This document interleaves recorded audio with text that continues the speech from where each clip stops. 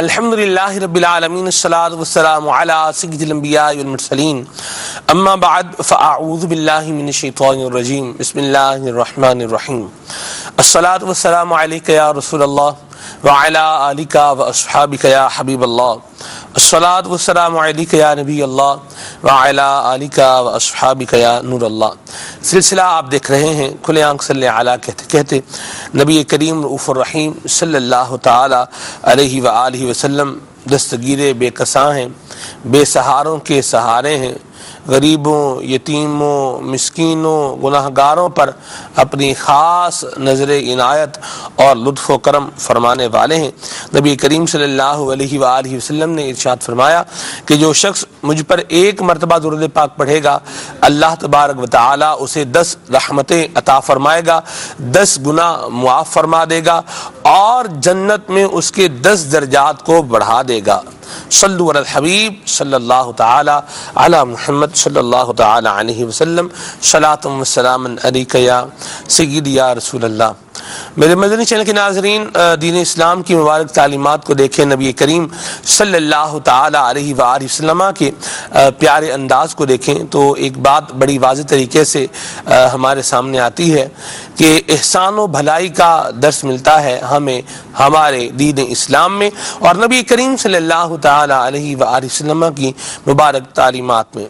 مدینہ طیبہ میں ایک موقع ایسا آیا کہ کوئی ایسی فضا بن گئی، کوئی ایسا معاملہ بن گیا کہ کھانے پینے کی چیزوں کے اندر کچھ کمی آ گئی، اور ایک بہت بڑا تجارتی قافلہ یہ جب مدینہ طیبہ میں پہنچا، سامان اونٹ سے جو ہے وہ غلے سے لدے ہوئے ہیں، اور وہ حضرت عثمان غنی رضی اللہ تعالیٰ عنہ کا تھا۔ تاجر جو ہے وہ آپ کی بارگاہ میں حاضر ہوئے اور انہوں نے عرض کی کہ ہم آپ کو اتنا نفع دیتے ہیں، آپ یہ سارا سامان ہمیں بیچ دیں۔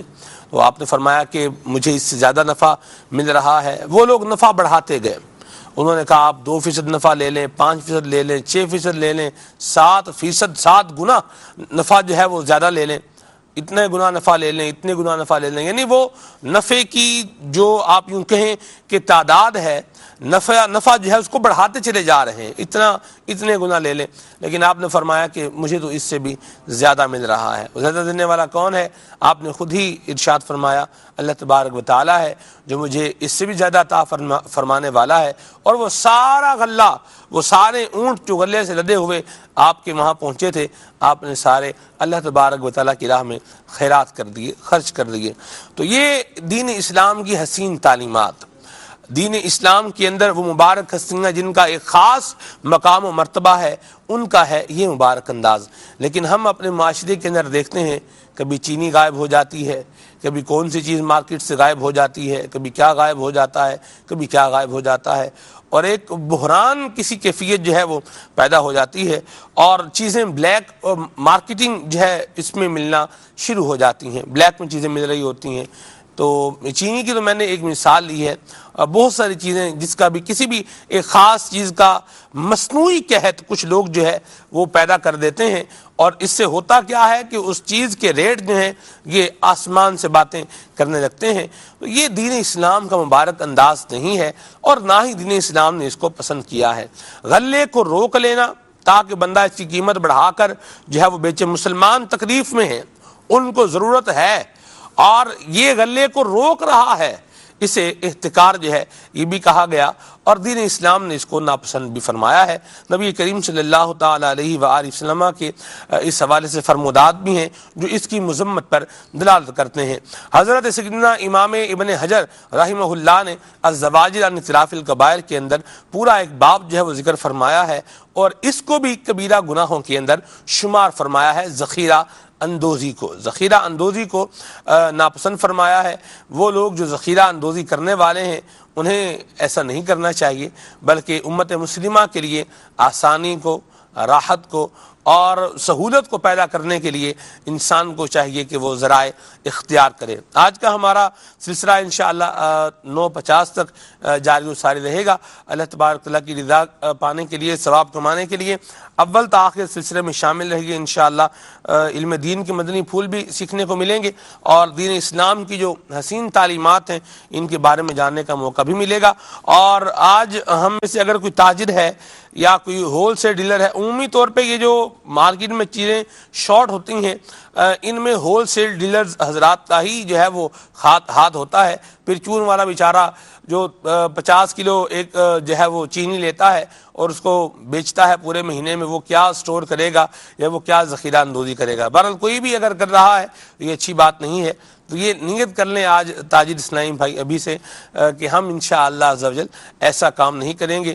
گھر کے جو افراد ہوتے ہیں ان کو بھی بعض اوقات پتہ ہوتا ہے کہ ہمارے گھر کا یہ فرد ہے، یہ ایسا کام کر رہا ہے جو اسلام کو ناپسند کام ہے، جو اسلام پسند نہیں کرتا، جو اسلام کی تعلیمات میں نہیں آتا، یا اسلام کی تعلیمات اس کے اگینسٹ ہیں، اس کے خلاف ہیں، اسلام ہمیں روکتا ہے۔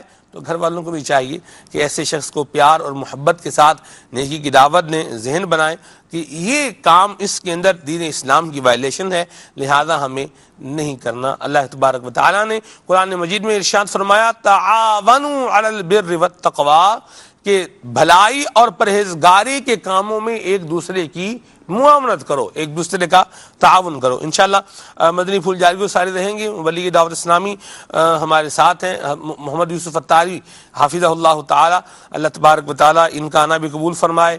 یوسف بھائی حاج مبارک ماشاءاللہ، حاضری مدینہ مبارک، آج جو ہے ہمارے ساتھ سلسلے میں بھی شامل ہیں۔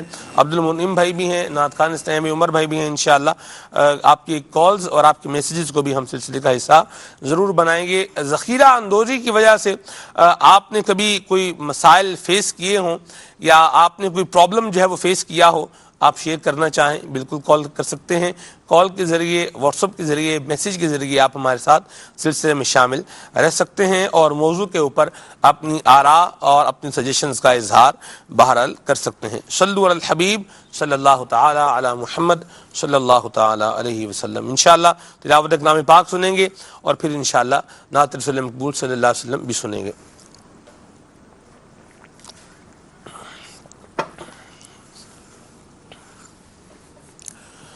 اعوذ باللہ من الشیطان الرجیم،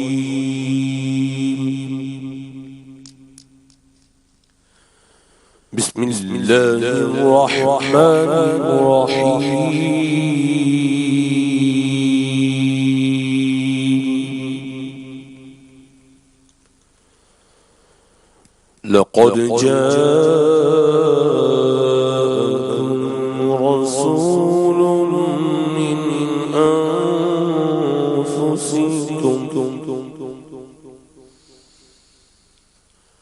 عزیز علیہ ما عنتم حریص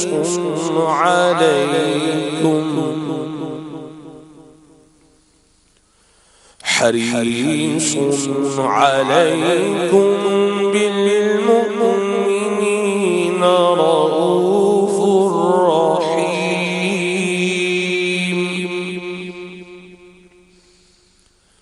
فإن تولوا فقل حسبي الله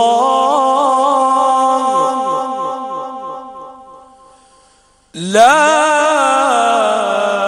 إله إلا هو عليه توكلت وهو رب العرش العظيم، آمنت بالله صدق الله العظيم۔ انشاءاللہ عز وجل نعت رسول مقبول سنیں گے۔ آئیے نعت شریف سنتے ہیں۔ صلوا علی الحبیب صلی اللہ تعالی علی محمد۔ جی الحمدللہ رب العالمین والصلوۃ والسلام علی سید المرسلین۔ فرمان مصطفیٰ صلی اللہ تعالی علیہ وسلم، نیت المؤمن خیر من عملی، یعنی مسلمان کی نیت اس کے عمل سے بہتر ہے۔ میٹھے میٹھے اسلام بھائیو، اچھی نیت نہ ہو تو عمل کا ثواب نہیں ملتا، اس لیے میں نیت کرتا ہوں کہ اللہ عز و جل کی رضا کے لیے اور ثواب آخرت کے لیے کلام پڑھوں گا، آپ بھی اچھی نیتوں کے ساتھ اس میں شامل ہو جائیں۔ صلی اللہ علیہ یا رسول اللہ، وسلم علیک یا حبیب اللہ، صلی اللہ علیہ یا رسول اللہ، وسلم علیک یا حبیب اللہ۔ خاک مجھ میں کمال رکھا ہے، مصطفیٰ نے سنبھال رکھا ہے، مصطفیٰ نے سنبھال رکھا ہے، میرے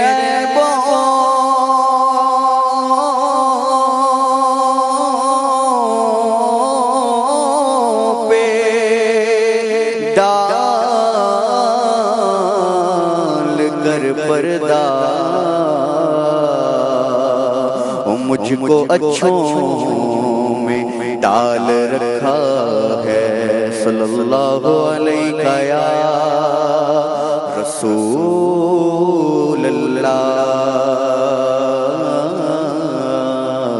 وسلم علیک یا حبیب اللہ۔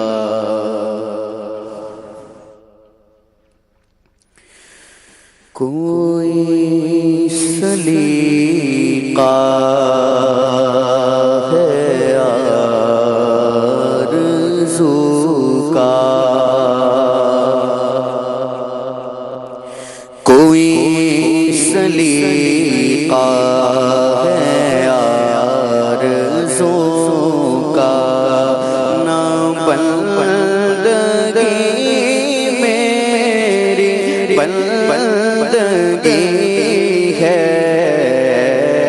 کوئی سلیقہ ہے آرزو کا، نہ بندگی میری بندگی ہے، یہ سب تمہارا کرم ہے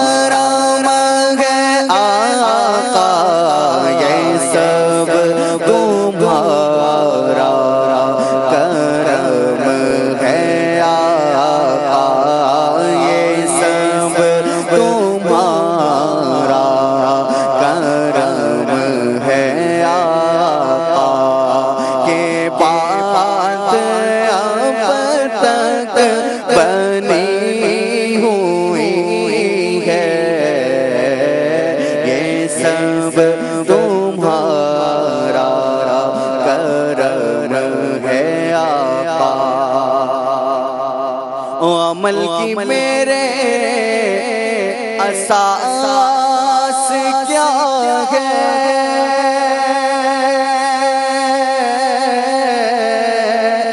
بجز ندامت کے پاس کیا ہے، عمل کی میرے اساس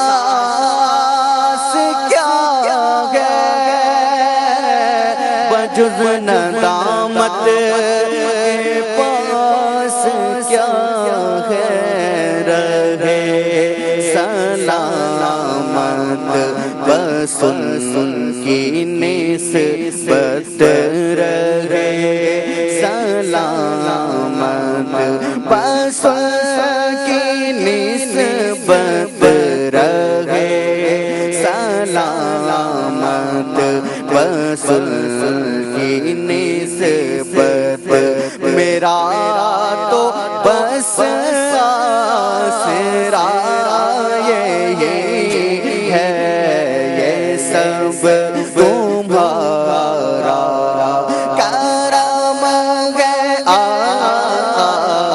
یہ سب تمہارا کرم ہے، آقا کے بعد اب تک بنی ہوئی ہے، یہ سب تمہارا کرم ہے، آقا۔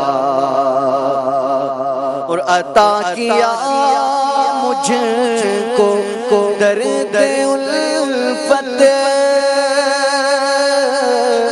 کہاں تھی یہ پرخطا کی قسمت، عطا کیا مجھ کو درد الفت، کہاں تھی یہ پرخطا کی قسمت، میں اس کرم کے کہاں تھا قابل، میں اس کرم کے کہاں تھا قابل، میں اس کرم کے کہاں تھا قابل، حضور کی بندہ پروری ہے، یہ سب تمہارا کرم ہے، آقا۔ بشیر کہیے نذیر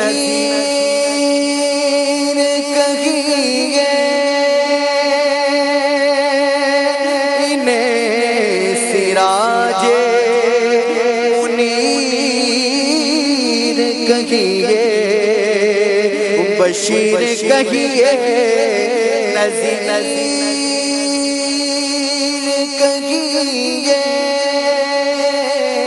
انہیں سراج منیر کہیے، جو سر بسر ہے کلام ربی، جو سر بسر ہے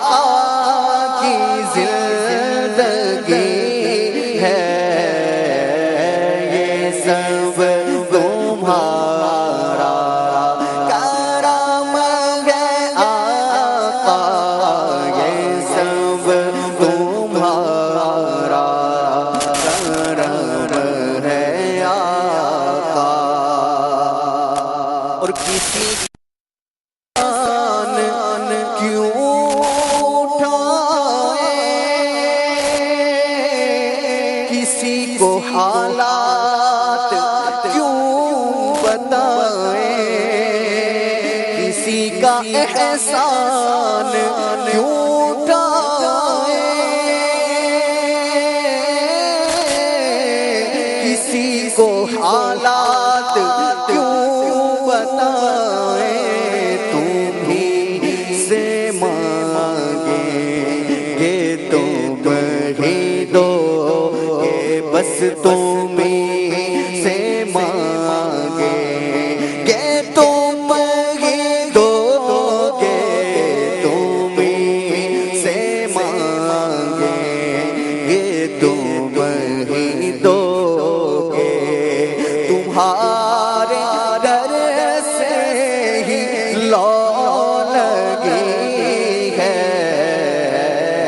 یہ سب تمہارا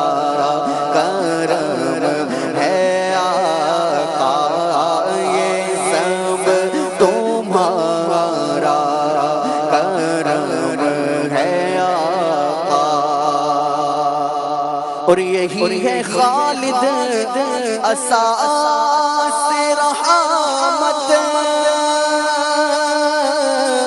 یہی ہے خالد بنا عظمت، یہی ہے خالد اساس رحمت، یہی ہے خالد بنا عظمت، نبی کا عرفان زندگی ہے، نبی کا عرفان زندگی ہے، نبی کا عرفان بندگی ہے، یہ سب تمہارا کرم ہے آقا، یہ سب تمہارا کرم ہے آقا، یہ سب تمہارا کرم ہے آقا، کہ بات اب تک بنی ہوئی ہے، کوئی سلیقہ ہے آرزو کا، نہ بندگی میری بندگی ہے، یہ سب تمہارا کرم ہے آقا، کہ بات اب تک بنی ہوئی ہے، یہ سب تمہارا کرم ہے آقا۔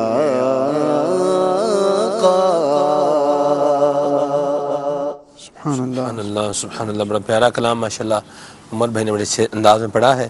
واقعی نبی کریم صلی اللہ تعال علیہ وآلہ وسلم کی خاص نگاہ عنایت ہے، نظر رحمت ہے، اور حضور کا صدقہ ہے یہ کام چل رہا ہے، ورنہ جس طرح کے معاملات آج لوگ کر رہے ہیں، پہلی امتوں میں جب اس طرح کے معاملات کرتے تھے، دین اسلام کی وائلیشنز کیا کرتے تھے، تو بستیوں کی بستیاں اجڑ جایا کرتی تھیں، لوگ جو ہے وہ ہلاک ہو جایا کرتے تھے، تباہ و برباد ہو جایا کرتے تھے، اور بندر و خنزیر بن کر 3 دن کے اندر اندر مر جایا کرتے تھے، اللہ اکبر، عذاب الہی کا شکار ہوتے تھے۔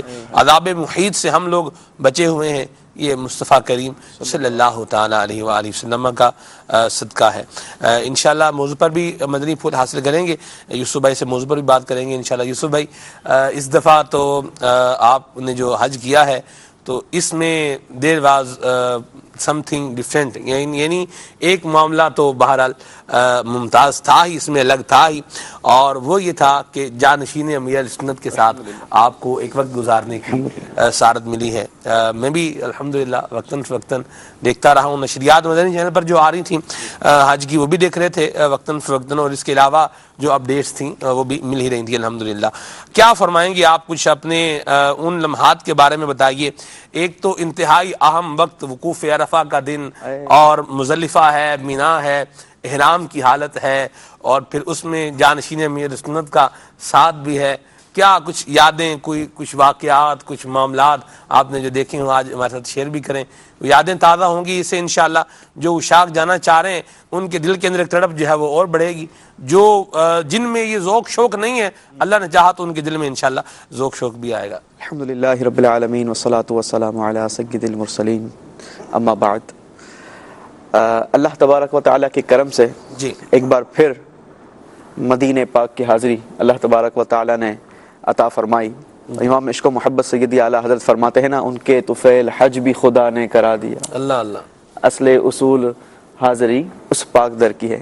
تو پیارے آقا علیہ الصلوۃ والسلام کے دربار کی حاضری کے صدقے حج بھی نصیب ہو گیا، اور حج سبحان اللہ یہ وہ عظیم سفر ہے کہ میں سمجھتا ہوں کہ جب بندہ ایک بار کر لینا سلمان بھائی، تو اس کی تڑپ اور اس کی لگن، اس کی جستجو اور زیادہ بڑھ جاتی ہے کہ یہ سفر پھر سے میسر آ جائے، یہ بار بار جو ہے میری زندگی میں یہ مواقع آئیں کہ میں مینا جاؤں، مزدلفہ جاؤں، عرفات کی اس وادی میں قیام کروں. حالانکہ دھوپ کی اس وقت جو ہے وہ بہت زیادہ شدت ہوا کرتی ہے، اور بالخصوص یوم عرفہ کے دن، چونکہ یہ لاکھوں لاکھ حجاج ایک ساتھ ایک وقت پر عرفہ کے میدان میں جمع ہوا کرتے ہیں، تو اس دن اللہ کی رحمت سے دھوپ بھی اپنے عروج پر ہوتی ہے. وہ بھی جی مدنی مذاکرے میں کہ گرمی شریف کی حاضری بھرپور ہوتی ہے. اللہ اکبر، صدقے جان. تو یقیناً وہ یادگار لمحات جو اپنی زندگی میں نہیں بھلائے جا سکتے. اور جب بندہ جو پہلا حج کرتا ہے نا جی، اور وہ جو ٹریول کرتا ہے مینا، اپنے گھر سے نکل کر، ہوٹل سے نکل کر مینا کی طرف بڑھنا، پھر مینا سے جناب وہ مزدلفہ جانا، مینا سے جو ہے وہ عرفات جانا، پھر عرفات سے رات مزدلفہ آنا، وہاں کنکریاں تلاش کرنا، سڑک پر نہ کوئی سایہ نہ کوئی چھت، سڑک پر سو جانا، وہاں پر جناب نماز ادا کرنا، کنکریاں تلاش کرنا، اور پھر صبح پھر مینا کی طرف بڑھنا.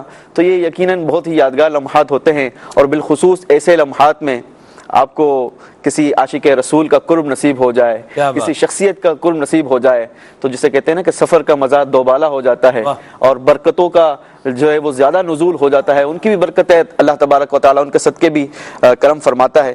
تو اللہ کی رحمت سے جانشین اتار کا ساتھ بھی نصیب ہوا.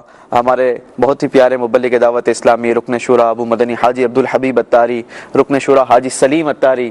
تو ماشاءاللہ بہاریں ہی بہاریں تھی. اور یہ میں سمجھتا ہوں کہ میری زندگی کا بڑا ہی خوبصورت سفر تھا کہ ان بزرگوں کے ساتھ یہ سفر نصیب ہوا.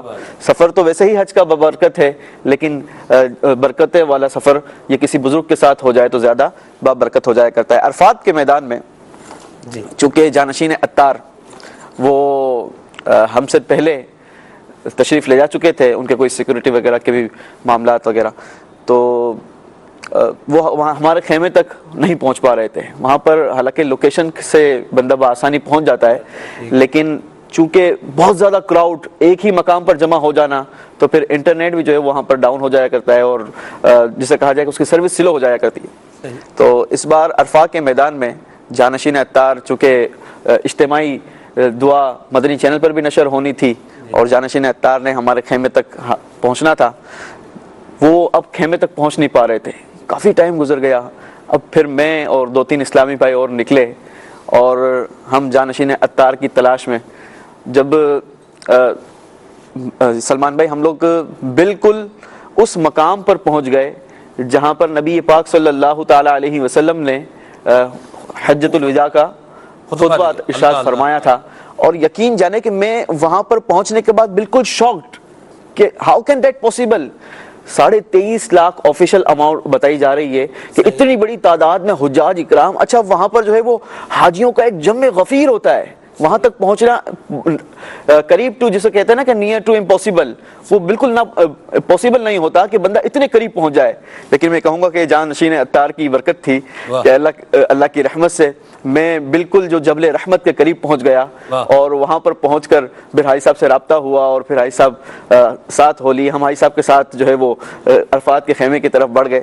آپ بتا بھی رہے تھے کہ ہم اس جگہ پر کھڑے ہیں جی جہاں حضور نے فرمایا ہے. جی الحمدللہ. تو یہ ایک بہت بڑی میں سمجھتا ہوں کہ سعادت تھی کہ اس دن جبل رحمت کے قریب پہنچنا، اور پھر وہاں پر جانشین اتار کے ہاتھ اٹھا کر دعا مانگنا. اللہ تبارک و تعالیٰ ان دعاؤں میں ہمیں حصہ عطا فرمائے. تو یقیناً یہ سفر جو ہے وہ بڑا بابرکت ہے، اور بڑا ہی جو ہے وہ میموریبل ہے. بندہ زندگی میں نہیں بھولتا. جب زندگی میں اب اگلے جتنے بھی حج آیا کریں گے نا، تو میرا یہ تجربہ ہے، چونکہ پچھلے بھی میں اللہ کی رحمت سے حج کر چکا ہوں. جب حج کے ایام آتے ہیں نا، تو وہ پھر سے پورا آپ کا معاملہ جو ہے وہ ریوائز ہو جاتا ہے. آپ کے ذہن میں آ جاتا ہے کہ میں بھی چلا تھا، میں بھی احرام باندھ کر اپنے ہوٹل سے نکلا تھا، مینا کی طرف بڑھا تھا، اپنے خیمے میں اس طریقے سے قیام کیا تھا، وہاں پر اس طریقے سے یہ معاملات ہوئے تھے. پھر جو جناب میں عرفات کی جانب بڑھا تھا، وہاں سے مزدلفہ کی جانب سفر.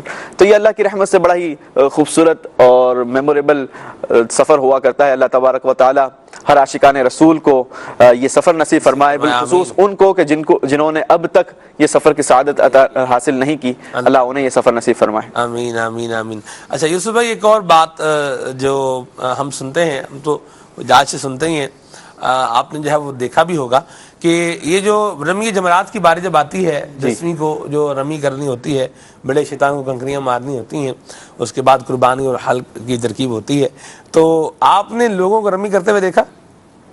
جی بالکل دیکھا، مارتے ہوئے بالکل دیکھا۔ کیا دیکھا آپ نے؟ کچھ شیئر کرنا چاہیں گے؟ دراصل ایسا شیئر کرنے کا سلمان بھائی، جب کوئی بھی عمل کرنے جائیں تو اس سے پہلے اس کی اگر آپ نے پوری معلومات نہیں لی، اس کے بارے میں اگر صحیح پڑھا نہیں، تو اب جناب آپ نے جا کر وہاں وہی کرنا ہے جو آپ کے دل میں آئے گا۔ بسا اوقات وہاں پر لوگوں کو دیکھا جاتا ہے کہ وہ چپلیں اٹھا کر مار رہے ہوتے ہیں، وہ سمجھ رہے ہوتے ہیں کہ بس شیطان آج ہمارے ہاتھ آیا ہے، آج جناب اس کی خوب پڑھائی کرنی ہے، تو کوئی چپل بھی مار رہا ہے، کوئی پانی کی بوتلیں مار رہا ہے، پانی کی بوتلوں کے اندر وہ کنکریاں بھری ہوئی وہ ساری کی ساری اٹھا اٹھا کر مار رہا ہے۔ حالانکہ یہ طریقہ غلط ہے، کہ جو سنت طریقہ ہے کہ ایسی کنکری اٹھائی جائے جو کھجور کی گٹھلی کے مطابق ہو، برابر ہو، وہ دونوں شہادت کی انگلی اور انگوٹھے سے پکڑ کر بسم اللہ اللہ اکبر کہتے ہوئے، اب وہ وہاں پر ایک جذبہ ہوتا ہے نا مسلمانوں کے اندر۔ اچھا، بہت سارے ایسے حاجیوں کو بھی دیکھا، بہت سارے ایسے گروہ کو بھی دیکھا کہ وہ جمرات تک پہنچنے تک تو نارمل تھے، لیکن جیسے ہی انہیں جمرہ نظر آیا نا، اب جناب انہوں نے دوڑ لگانا شروع کر دی۔ اچھا، جو حادثات ہوا کرتے ہیں نا وہ بھی اسی وجہ سے ہوا کرتے ہیں، چونکہ وہاں پر جا کر ایک رش جو ہے وہ بڑھ جاتا ہے۔ جب آپ کسی کراؤڈ کے اندر کر رہے ہوتے ہیں، بہت سارے ٹائم ایسا ہوتا ہے، اور اللہ کی رحمت سے الحبیب بھائی ساتھ تھے، انہوں نے کافی حج ماشاءاللہ کیے ہیں، تو ان کے تجربے سے ہم جو ہے وہ ایسے ٹائم کو مینیج کر کے چل رہے تھے، اور ایسے ٹائم میں جا رہے تھے کہ ہمیں بہت زیادہ کراؤڈ نہیں ملا، اور اللہ کی رحمت سے سارے معاملات بآسانی ادا ہو گئے۔ تو یہ بھی ایک چیز سیکھنے والی ہے کہ ایسے حاجیوں سے تجربہ لے کر جایا جائے، ایسے حاجیوں سے سیکھ کر جائے جو بندہ پہلے جو ہے وہ حج کر چکا ہے، تو اس سے بہت زیادہ فائدہ ہوتا ہے۔ میں سمجھتا ہوں کہ اس بار جو ہم نے حج کیا ہے نا سلمان بھائی، وہ اتنا ایکسکلوزیو اور اتنا راحتable حج ہے کہ بندہ یہاں پر تو ایک ہوتا ہے نا کہ یار حج کرنے جا رہا ہے، پتہ نہیں اتنی اب وہاں پر کیا ہوگا، کس طریقے سے مینا میں ہم کیسے رہیں گے، عرفات کیسے پہنچیں گے، جناب وہاں سے مزدلفہ اتنے رش میں ایک ساتھ جب سب نکلیں گے تھے 23.5 لاکھ حاجی، تو وہ سارے ایسے کراؤڈ میں بندہ کیا کرے گا، بچے کیسے سنبھالے گا۔ حالانکہ ہمارے ساتھ عبدالحبیب بھائی کی میرے خیال شاید 5 یا 6 ماہ کی پوتی ہے، وہ بھی ساتھ تھی، تو اللہ کی رحمت سے سارے معاملات حل ہوئے اور بآسانی ہوئے۔ تو جب بندہ کسی ایسے تجربے کار بندے سے سیکھ کر جائے تو انشاءاللہ اس میں بہت ساری چیزیں آسان ہو جایا کرتی۔ اچھا، جب میں بتا رہا تھا کہ جب وہ کراؤڈ نے جب دوڑنا شروع کیا جمرے کو دیکھ کر، اب جناب وہ جذبے میں آ کر اللہ اکبر اللہ۔ اچھا، ایک خوبصورتی اس کی یہ بھی ہے کہ چونکہ پورے عالم اسلام سے وہاں پر مسلمان جمع ہوا کرتے ہیں، ہر مسلمان کی بولی الگ ہے، ہر مسلمان کا تلفظ الگ ہے، ان کا پروناؤنسیشن الگ ہے، ان کا ایک انداز الگ ہے، ہر بندہ اپنا جذبہ دکھا رہا ہے، لباس ایک ہے۔ اللہ اللہ اللہ، واہ۔ تو یہ وہاں پر جو ہے یہ ایک چیز دیکھنے میں آئی کہ وہ بس جمرے کو دیکھ کر اب جو انہوں نے دوڑ لگائی اور پھر جو رمی کرنا شروع کیے، تو ہم تو کچھ دیر کے لیے ٹھہر گئے کہ یہ پہلے فارغ ہو جائیں تو پھر ہم جو ہے وہ آگے بڑھیں۔ تو الحمدللہ یہ جسے کہتے ہیں کہ بڑا ہی بابرکت سفر ہے اور میموریبل سفر ہے۔ کیا بات ہے، اللہ نصیب فرمائے۔ بڑی بڑی پیاری باتیں ہیں جی مدنی چینل کے ناظرین۔ تو علم دین حاصل کر کے جائیں گے تو انشاءاللہ اس کی برکات بھی پائیں گے۔ کسی عاشق رسول کے جذبات، بیچارہ کم پڑھا لکھا جو ہے وہ تھا، انہوں نے کہا میرا بس چلے تو میں تو بلڈوزر لے کے جاؤں اور شیطان کا جو ہے کام ہی تمام کر دوں، ختم ہی کر دوں۔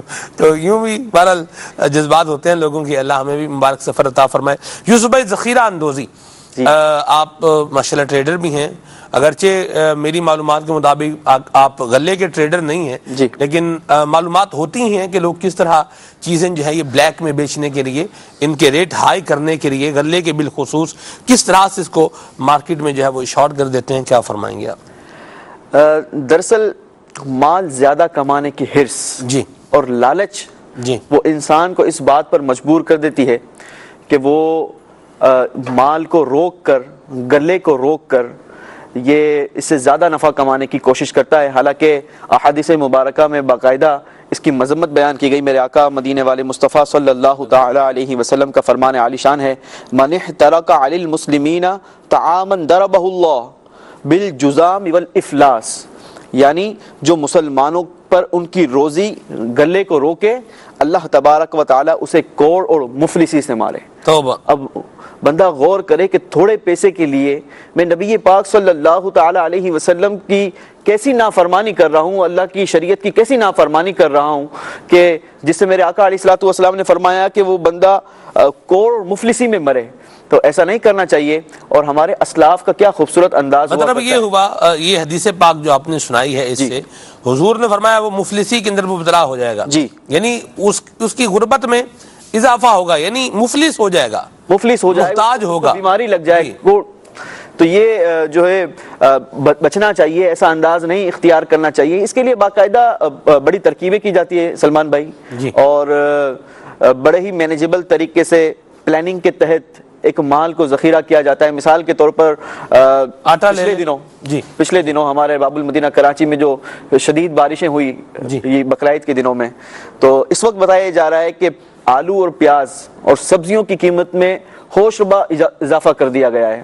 اور ایسے موقع پر چونکہ مارکیٹ میں ایسا تو نہیں ہے کہ بارش ہونے کی وجہ سے ساری کی ساری پیاز یا سارے کے سارا آلو ختم ہو گیا، اب جو ٹریڈر حضرات ہوتے ہیں اس میں جو بالخصوص گوڈاؤن والے اور اس قسم کے جو بیچ میں ٹریڈ کیا کرتے ہیں، آپ نے بڑی پیاری شروع میں گفتگو کی کہ جو بیچنے والا ہے کھیت والا وہ اس میں ٹریڈنگ نہیں کر سکتا چونکہ اس نے مال بیچ دینا ہے آگے، اس کے پاس اتنا مال ہوتا ہی نہیں ہے کہ وہ جو ہے اپنے پاس اس کو ذخیرہ کر لے، اور آگے جو دکاندار ہے جو ٹھیلے لگاتے ہیں ان کے پاس اتنا سرمایہ نہیں ہوتا کہ وہ اس کو بہت زیادہ کثیر تعداد میں اپنے پاس جمع کر لے۔ تو بیچ کے جو ٹریڈر حضرات ہوا کرتے ہیں، آرسی کہا جاتا ہے ان کو، آرسی حضرات جو ہوا کرتے ہیں وہ اس میں باقاعدہ بڑی پلاننگ کرتے ہیں، بڑے گیم کیا کرتے ہیں۔ تو اس وقت بتایا جاتا ہے کہ بالخصوص پورے پاکستان میں آلو پیاز کی قیمت میں ہوش ربا اضافہ کر دیا گیا ہے۔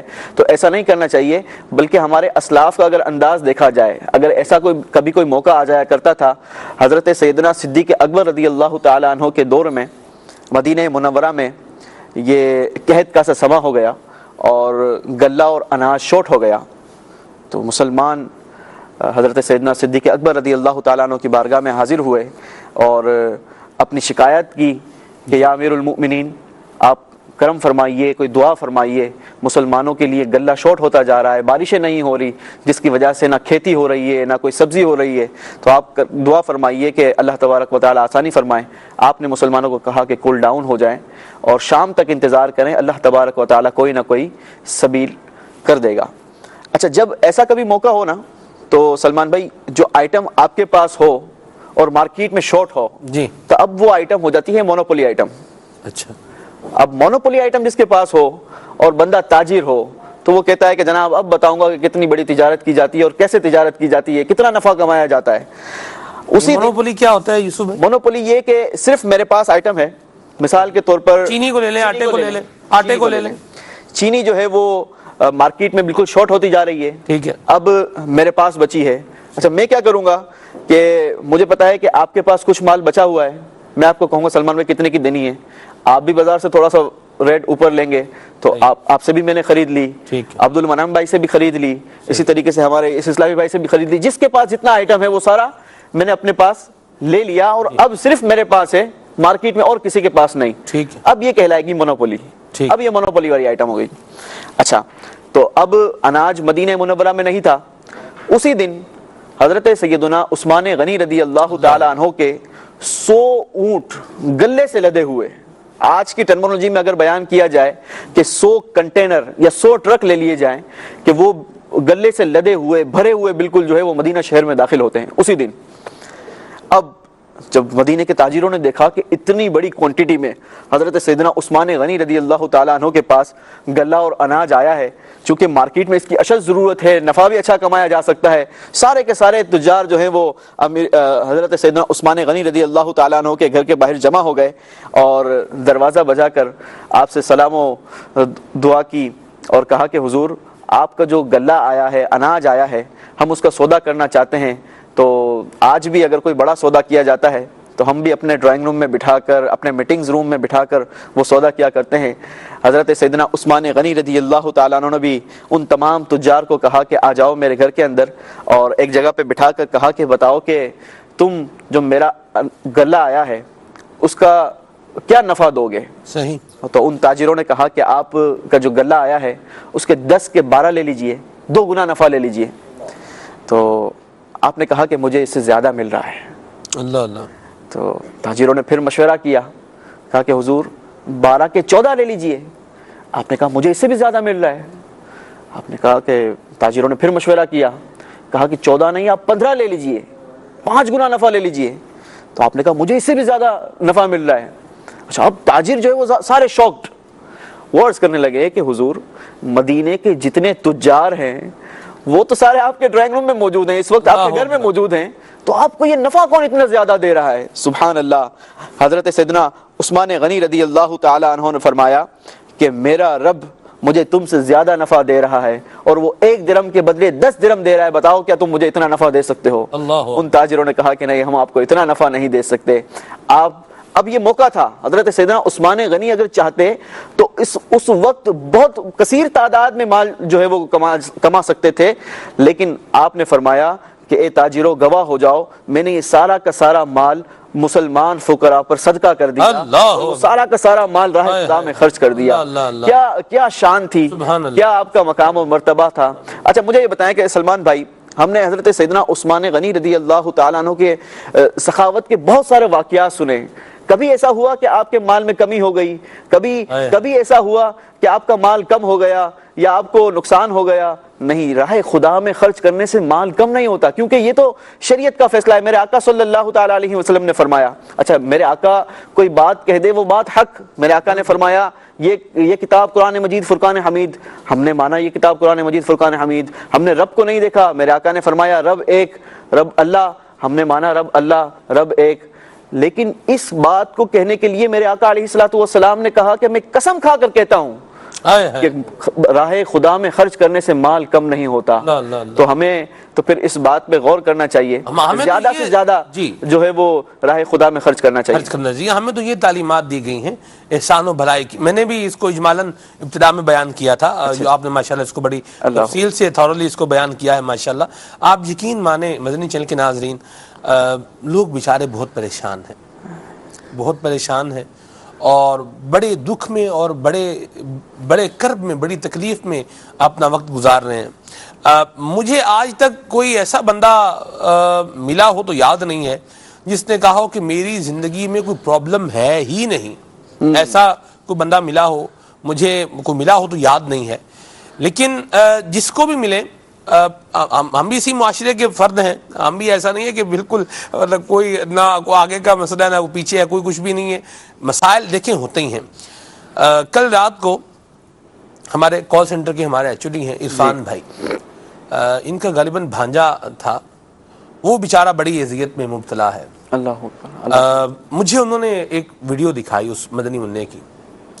آپ یقین مانیں یوسف بھائی، مطلب مجھے میری نیند جیسے ہوتا نا، رات کا ٹائم بھی وہ تھا، نیند میری مطلب اڑ گئی اس ویڈیو کو دیکھ کر کہ بیچارہ وہ بچہ کتنی تکلیف میں ہے. میں اپنا بچہ بھول گیا کہ میرے بچے کو بھی کوئی پرابلم ہے یا ایشو ہے یا نہیں ہے. لوگ بیچارے، کسی کو بیماریوں نے جو ہے وہ گھیرا ہوا ہے، کسی کو تنگ دستی نے جو ہے وہ آن لیا ہوا ہے، کوئی بیچارہ روحانی معاملات ہیں، جنات کے معاملات میں بیچارہ پھنسا ہوا ہے، کسی کا کوئی مسئلہ ہے، کسی کے گھر میں اس کو تکلیف دینے والے لوگ ہیں، گھر والے تکلیف دے رہے ہیں، وہی بیچارے جینا دوبھر کر رہے ہیں. ایسا بھی ہوتا ہے، جی ہاں ایسا بھی ہوتا ہے. تو لوگ بیچارے پہلے ہی تکلیف میں ہیں، پہلے ہی اذیت میں ہیں. ہم اوپر سے ذخیرہ اندوزی کر کے جس چیز کی مسلمانوں کو ضرورت ہے اس کو جو ہے وہ اپنے پاس روک کے اس کے ریٹ بڑھا کے مزید ان کی تکلیفوں میں اضافہ کرنے والے نہ بنے.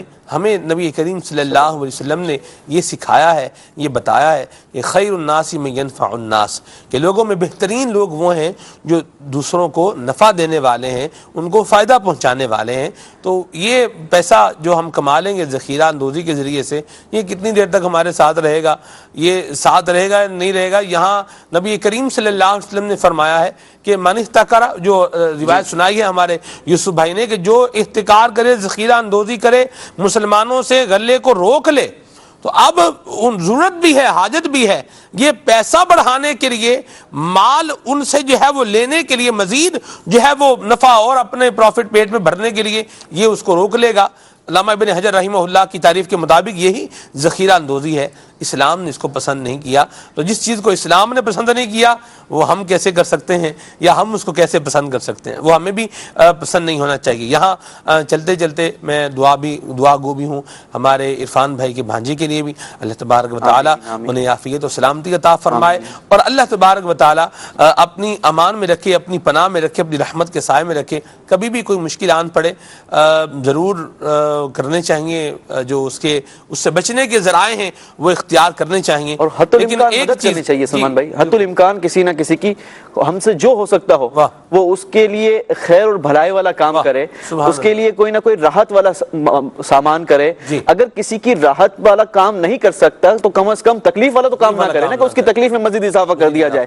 آج جو ہے نا ہمارے معاشرے سے جسے کہا جائے کہ ایک بے حسی والا معاملہ ہے, اور انسان جو ہے وہ دوسرے سے وہ بالکل بے حس ہو گیا ہے. اس کا ضمیر جو ہے وہ اندر سے جسے کہا جائے کہ وہ مر گیا, کہ اسے احساس نہیں ہوتا کہ سامنے والا کتنے کرب میں ہے, کتنی تکلیف میں مبتلا ہے. اگر کوئی بیمار ہے تو اب اگر ڈاکٹر کے پاس جائے تو جناب ڈاکٹر جو ہے وہ اسے اور موت مار دیتا ہے, اسے اتنی مہنگی مہنگی دوائیں لکھتا ہے چونکہ اس کا کمیشن بندہ ہوتا ہے. تو یہ عجیب سا ایک ہمارے معاشرے کا ماحول ہو گیا ہے.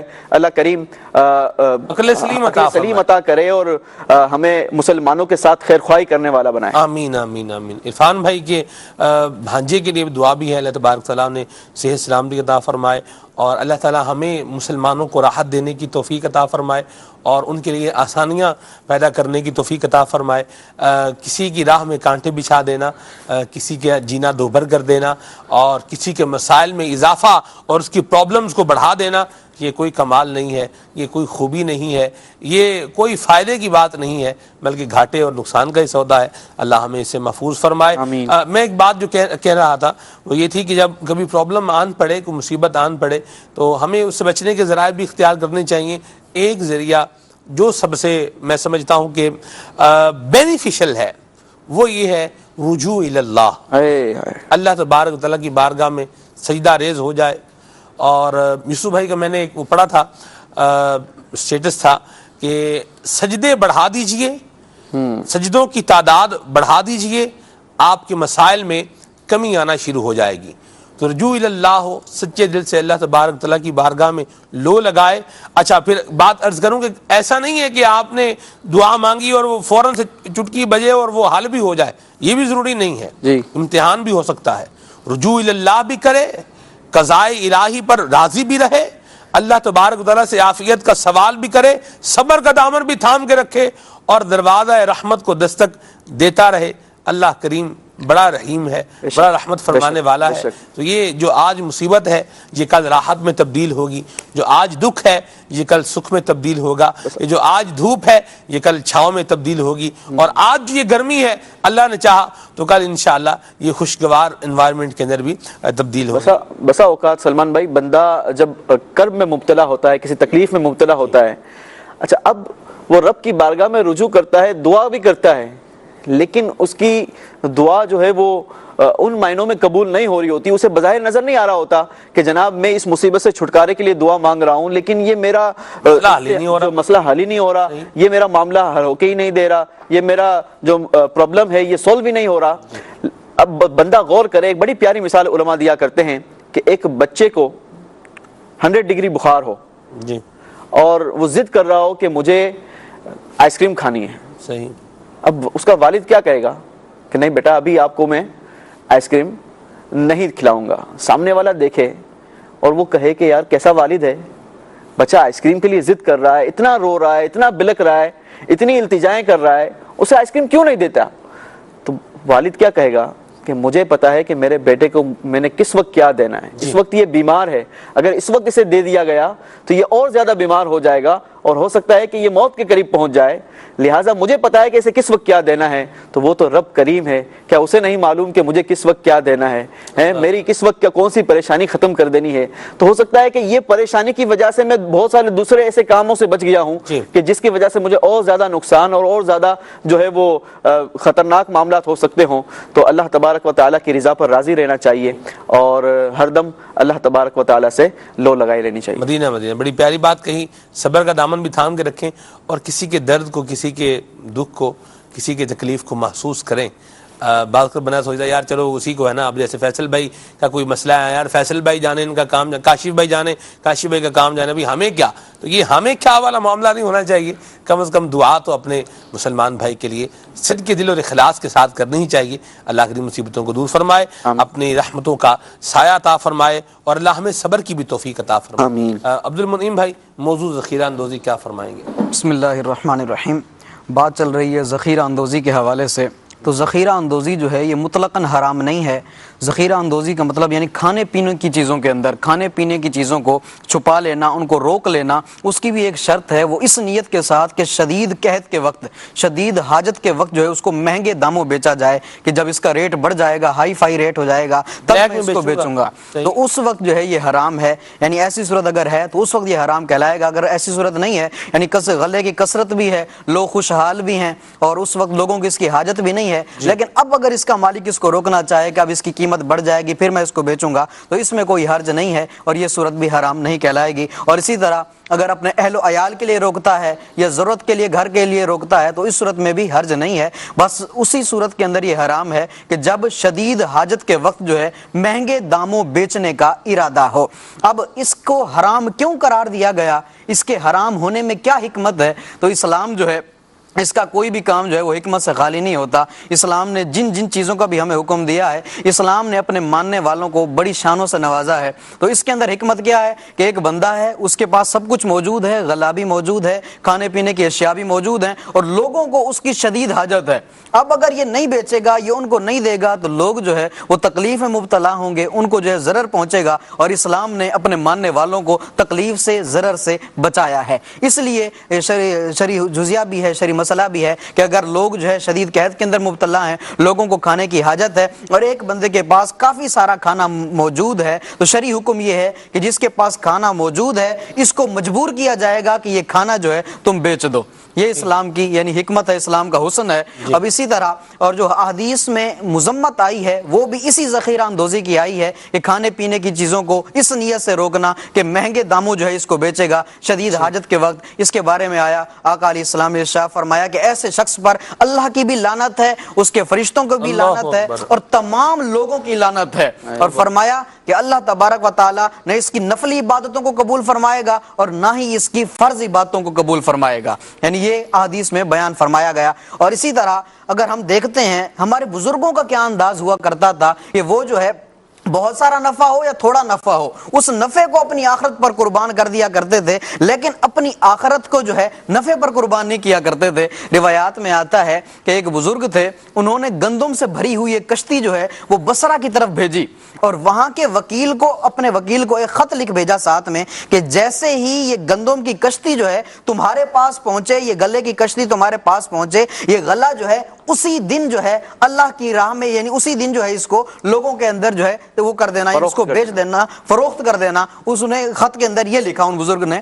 اب اس کے بعد جب یہ گلے کی کشتی جو ہے اس وکیل کے پاس پہنچی تو وہاں کے جو بزنس مین حضرات تھے انہوں نے جو ہے اس کو مشورہ دیا کہ تم ایسا کرو, جمعہ کے دن تک جو ہے اس کو مؤخر کر دو, جمعہ کے دن تک رک جاؤ تو تمہیں جو ہے ڈبل پروفٹ ہوگا.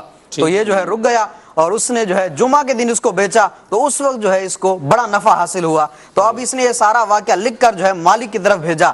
جب ان بزرگ کے پاس یہ خط پہنچا تو انہوں نے جیسے خط کو پڑھا تو انہوں نے قلم اٹھایا اور لکھا کہ ہم جو ہے اپنے دین کی سلامتی کے ساتھ تھوڑے سے نفع پر ہی قناعت کر لیا کرتے ہیں, دین کی سلامتی کے ساتھ تھوڑے سے ہی نفع پر قناعت کر لیا کرتے ہیں, لیکن آپ نے اس کا خلاف کیا ہے اور ایک ایسا جرم مجھ پر لاگو کر دیا ہے جس کو اب میں زائل نہیں کر سکتا. لہذا اب اس کی ایک ہی صورت ہے کہ جیسے ہی میرا یہ خط تمہارے پاس پہنچے تم جو ہے سارے کا سارا مال اٹھا کر بصرہ کے فقراء پر صدقہ کر دینا. ہو سکتا ہے کہ اس طرح میں ذخیرہ اندوزی کے گناہ سے برابر بچ سکوں, نہ مجھے کوئی فائدہ ہو نہ کوئی نقصان ہو. اب سلمان بھائی یہاں سے اندازہ لگائیے یہ جو حکایت ہے یہ ہمیں پاکیزہ تجارت اور اسلامی معاشی اقدار کا ایک خوبصورت منظر پیش کر رہی ہے.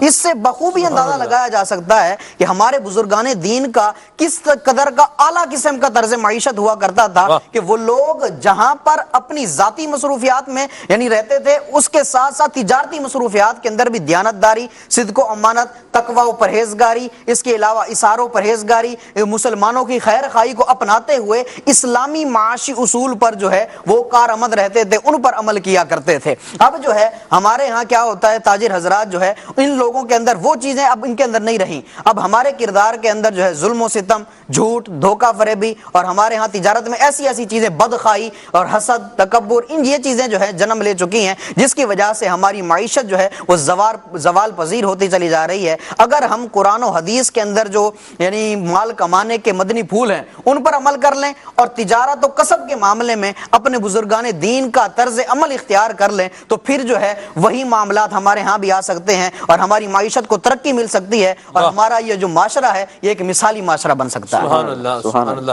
بڑے پیارے مدنی پھول عبد المنعم بھائی نے بھی عطا فرمائے ہیں۔ مزید کچھ آپ کی کالز کو اور آپ کی میسیجز کو سلسلے کا حصہ بناتے ہیں، پھر آگے بڑھتے ہیں انشاءاللہ۔ جی محمد عبدالسلام اتاری پاک سے تشریف کے نواحی گاؤں ڈبل 12 SP سے عرض کر رہا ہوں۔ مدنی چینل کا سلسلہ کھلی آنکھ صلی اللہ کہتے کہتے بہت ہی پیارا سلسلہ ہے۔ اللہ تبارک و تعالی مدنی چینل کو شاد و آباد رکھے۔ میری نعت خان اسلامی بھائی سے عرض ہے کہ مجھے سیدی اعلیٰ حضرت الرحم کا یہ کلام سنا دیں۔ زمین و زمان تمہارے لیے، مکین و مکان تمہارے لیے۔ سبحان اللہ، سبحان اللہ، مرحبا، ماشاءاللہ۔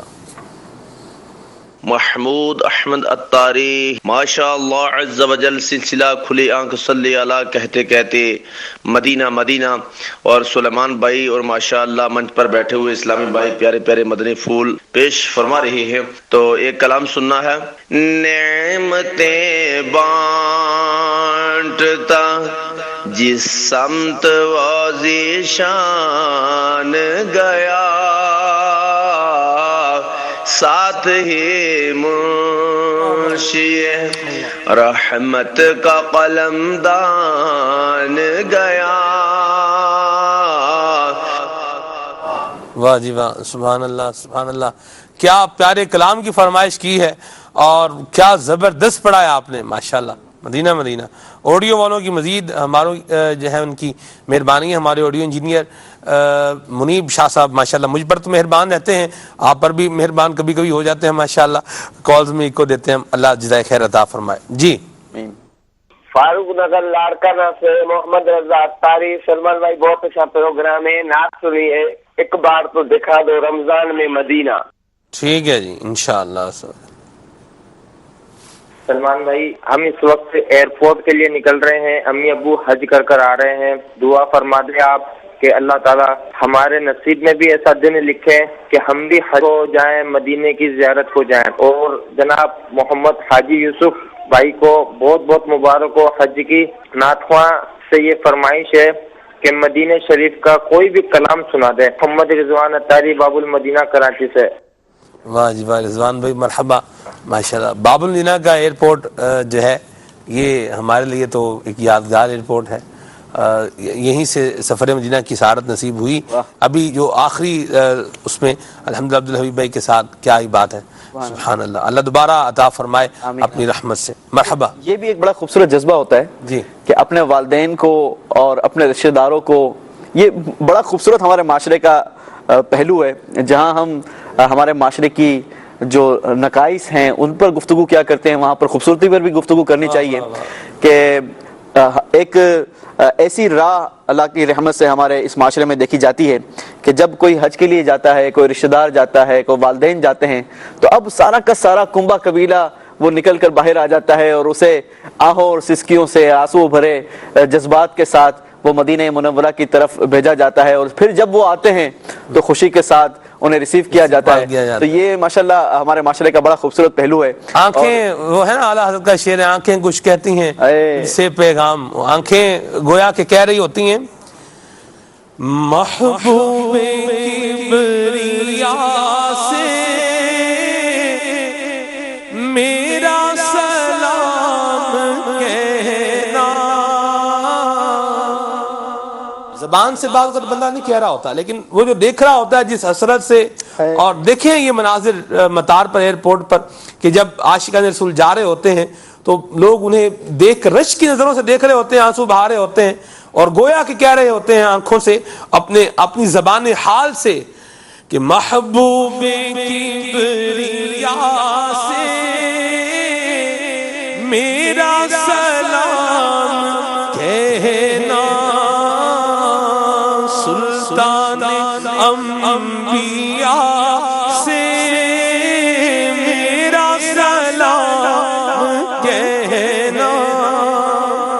تعالیٰ نصیب فرمائے. یہ بھی جس کو نصیب ہو وہ بھی خوش نصیب ہے، کیونکہ ہر کسی کو یہ بھی نصیب نہیں ہے. بالکل اللہ اللہ. بالکل ایسا ہی ہے. اچھا یہ بھی دیکھا گیا سلمان بھائی کہ جاننے والا ہو یا نہ جاننے والا ہو، جی پتا ہے کہ وہ احرام میں ہے، حاجی ہے، اس وقت وہ مدینہ طیبہ کی طرف بڑھ رہا ہے، حج کے لیے سفر کر رہا ہے، تو اسے کتنے دعا میں یاد رہے. اللہ اللہ اللہ. میرا بھی سلام کہنا، جہاں یاد رہے وہاں سلام کہہ دیجیے گا، وہاں دعا کر دیجیے گا. تو یہ بھی بڑا خوبصورت انداز ہے اور ایسا کرنا چاہیے کہ ہو سکتا ہے کہ ہمارا بھی سلام اور وہ نبی پاک علیہ الصلوۃ والسلام کی بارگاہ میں، وہاں صحابہ اکرام علیہم رضوان کی بارگاہ میں، اہل بقیع کی بارگاہ میں، اہل معلا کی بارگاہ میں وہ اگر پیش کر دے تو ہمارے لیے دعا کر دے. اور وہ کہتے ہیں نا کہ کسی اور کے منہ سے نکلنے والی دعا وہ زیادہ اثر رکھا کرتی ہے بنسبتاً اپنے لیے دعا کرنے سے. تو دوسروں کا سلام بھی لے جانا چاہیے، ان کا سلام پیش بھی کرنا چاہیے اور ساتھ ہی ساتھ ان کے لیے بھی دعا کرنی چاہیے. واہ واہ مرحبا ماشاءاللہ. جی سید شاہد ممتاز اتاری چمنی اتار چنیوٹ پاک عزیزی کابینہ سے عرض کر رہا ہوں. گزارش ہے سلمان بھائی، آپ نے جو تلاوت فرمائی اللہ تبارک و تعالیٰ آپ کو نظر بد سے محفوظ فرمائے. کہ نعت خواہ اسلام بھائی نعت پڑھ رہے ہیں، بہت ہی سرور آ رہا ہے ماشاءاللہ. یہ سلسلہ بہت ہی پیارا چل رہا ہے. اللہ تبارک و تعالیٰ مزید اس کو دن 11ویں اور رات 12ویں ترقی عطا فرمائے. السلام علیکم ورحمۃ اللہ وبرکاتہ. وعلیکم السلام ورحمۃ اللہ وبرکاتہ. آپ کی حوصلہ افزائی کے لیے، آپ کی دعاؤں کے لیے بہت بہت شکریہ. اللہ تبارک و تعالیٰ آپ کو بھی جزائے خیر عطا فرمائے. مرحبا. محمد عمران اتاری سے اتار عرض کر رہا ہوں. الحمدللہ عز و جل. بڑی پیاری گفتگو ہے اور بڑا پیارا انداز ہے ہمارے مبلغ اسلامی بھائی کا. اور ہمارے نعت خواہ اسلامی بھائی سے عرض کے کلام پڑھ دیں. حسن یوسف پہ کٹی مصر میں انگوشت زنا سر کٹاتے گے جو تیرے نام پہ مردان عرب. ماشاءاللہ بڑے پیارے کلام کی فرمائش کیا آپ نے. پھر اٹھا ولولائے یاد مغیلان عرب، پھر کھچا دامن دل سوئے بیابان عرب. کیا پیارے کلام کی فرمائش کی ہے. مرحبا ماشاءاللہ. جی میسیجز شامل کرتے ہیں. جی بہاولپور سے میسیج ہے، نعت شریف سنا دیں. مدینہ طیبہ کے حوالے سے کلام سننا ہے جی انشاءاللہ. یہ ہیں جی گلشن حدید باب المدینہ کراچی سے زبیر بھائی ہیں. نعت سنا دیں. مجھے بھی مدینے بلا میرے مولا، کرم کی تجلی دکھا میرے مولا. باجی سبحان اللہ، کیا پیارے کلام کی فرمائش کی ہے جی آپ نے. یہ ہیں جی علاقہ ہے میرپور ماتھیلو سے ہیں زبیر بھائی، زبیر احمد کلاچی ہیں جی. دونوں عالم کی سرکار آ جائیے، کلام سننا ہے جی. نعت سنا دیں. کون سا کلام سننا ہے جی. میری عزت تیرے نالے سہارے یا رسول اللہ. پنجابی کلام سننا ہے جی. اویس بھائی ہیں گجراوالا سے. بہت شکریہ اویس بھائی آپ کے میسیج کے لیے. اللہ آپ کو جزائے خیر عطا فرمائے. دانیال احسان بھائی ہیں اٹک سے. بہت شکریہ آپ کی اپریسیشن کے لیے. یہ ہیں جی شفیق بھائی ہیں فرام شاہ فیصل کالونی. بہت شکریہ حضور آپ کے میسیج کے لیے. اللہ تبارک و تعالیٰ آپ کو سلامت رکھے اور اپنی حفظ و امان میں بھی رکھے. عثمان بھائی کا میسیج ہے. بہت شکریہ عثمان بھائی، اللہ آپ کو جزائے خیر عطا فرمائے. کہاں یہ جی ڈسٹرکٹ لیا سے ہیں. بہت شکریہ جی. عبد الحبیب بھائی کو کبھی اس سلسلے میں شامل کیا کریں، بہت اچھا لگتا ہے. اللہ آپ کو جزائے خیر عطا فرمائے. یہ ضرور انشاءاللہ. رکن شورا غالباً 2 دن پہلے جو ہے وہ حج کے سفر سے واپسی ہوئی ہے. میں انشاءاللہ عرض کرتا ہوں ان کو سلسلے میں آنے کے لیے ٹائم لیتے ہیں جی.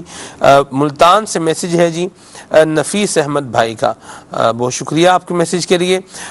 یہ ہیں جی نام کیا ہے ان کا، نام مینشن نہیں ہے، حوصلہ افزائی ہے، اپریسیشن ہے، بڑی مہربانی جی، جزاک اللہ۔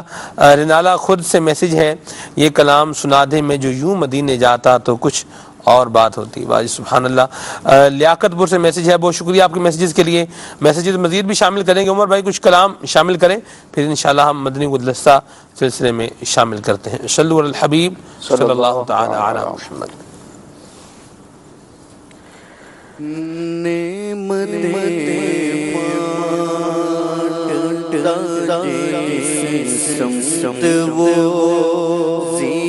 شان گیا نعمتیں بانٹتا جس سمت وہ ذیشان گیا، ساتھ ہی منشی رحمت کا علمدان گیا،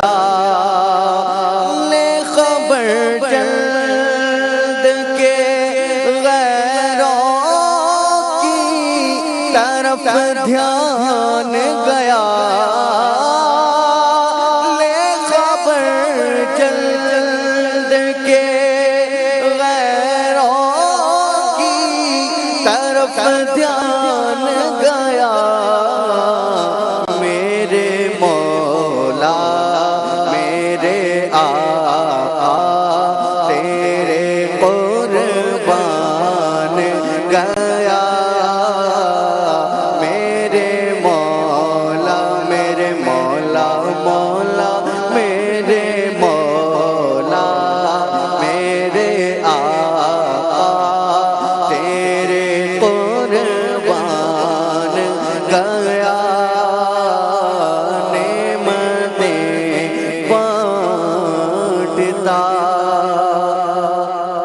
زمین و زمان تمہارے لیے، مکین و مکان تمہارے لیے، زمین و زمان تمہارے لیے، مکین و مکان تمہارے لیے، چنین و چنا تمہارے لیے، چنین و چنا تمہارے لیے، بنے دو جگہ تمہارے لیے، زمین و زمان تمہارے لیے، مکین و مکان تمہارے لیے، دہن میں زبان تمہارے لیے، دہن میں زبان تمہارے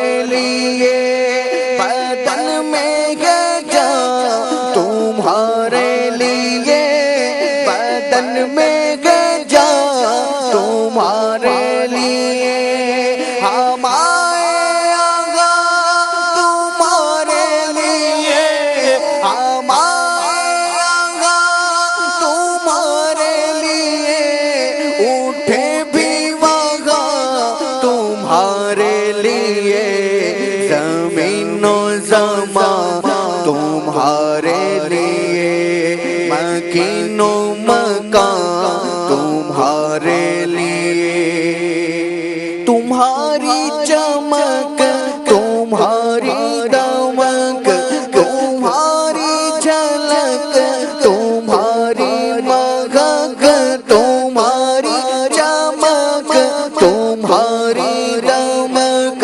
تمہاری جھلک تمہاری مہک، زمین و فلک سما کو سمک، زمین و فلک سما کو سمک، میں سکہ نشان تمہارے لیے، زمین و زمان تمہارے لیے، مکین و مکان تمہارے لیے، پھر اٹھا ولائے یاد مغیلان عرب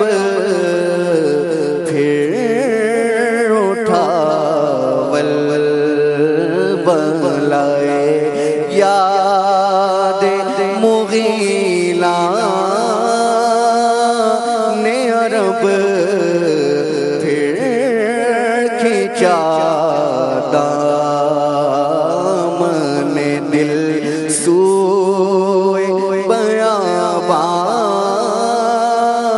عرب،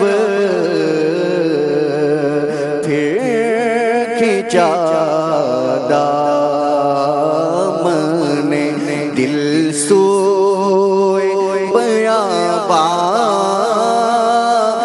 عرب،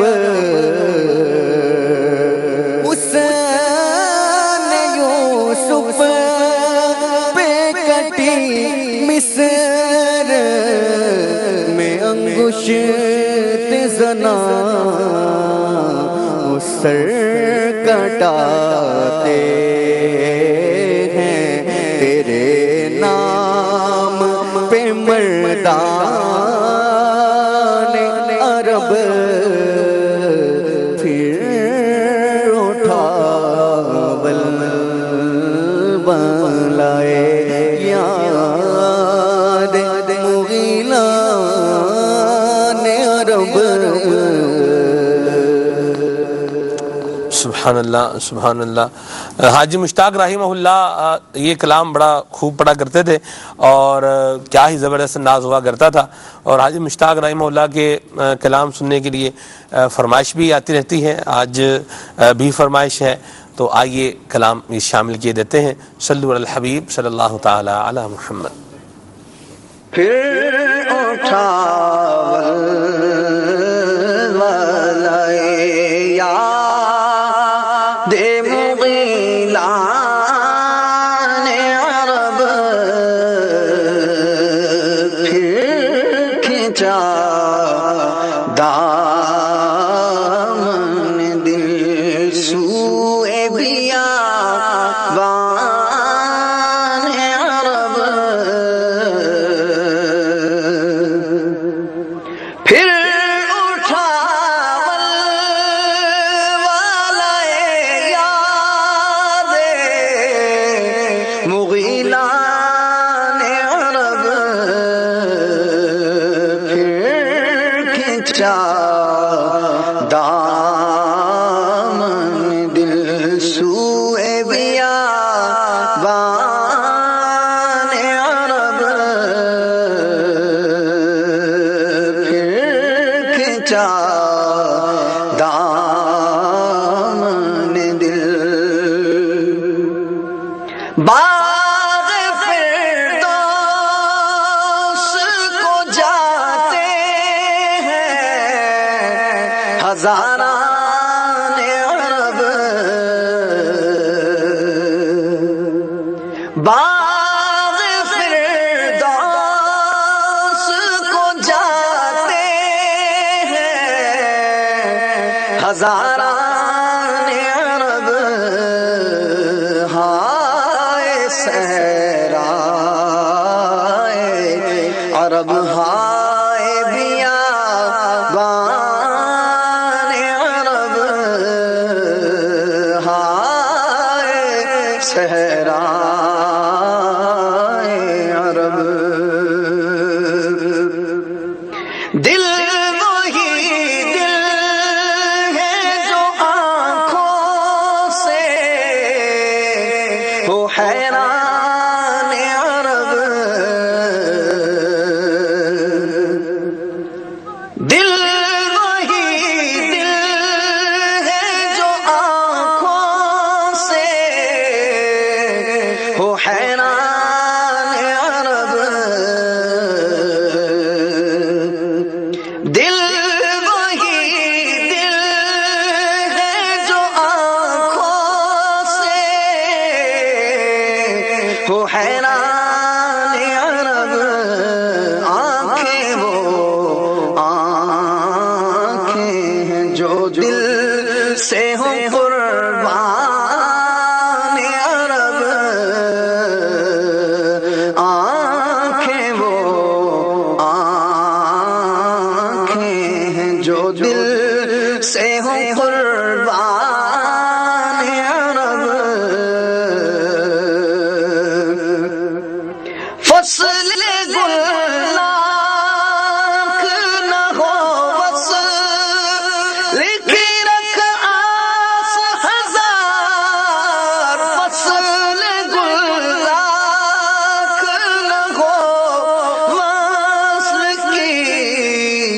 رکھ آس ہزار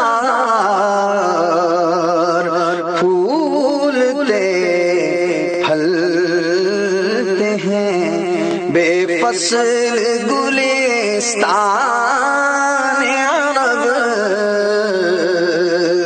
پھولتے پھلتے ہیں بے فصل گلستان عرب اور صدقے ہونے کو چلے آتے ہیں لاکھوں گلزار صدقے ہونے کو چلے آتے ہیں لاکھوں گلزار کچھ عجب رنگ سے پھولا ہے گلستان عرب کچھ عجب رنگ سے پھولا ہے گلستان عرب حسن یوسف پہ کٹی مصر میں انگشت زنا حسن یوسف پہ کٹی مصر میں انگشت زنا سر کٹاتے ہیں تیرے نام پہ مردان عرب سر کٹاتے ہیں تیرے نام پہ مردان عرب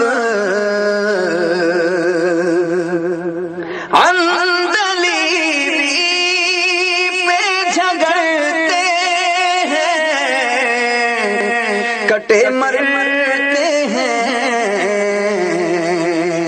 گلو بلبل کو لڑاتا ہے گلستان عرب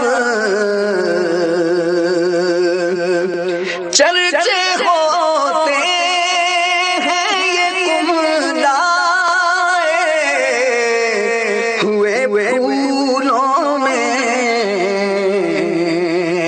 کیوں یہ دن دیکھتے پاتے جو بیابان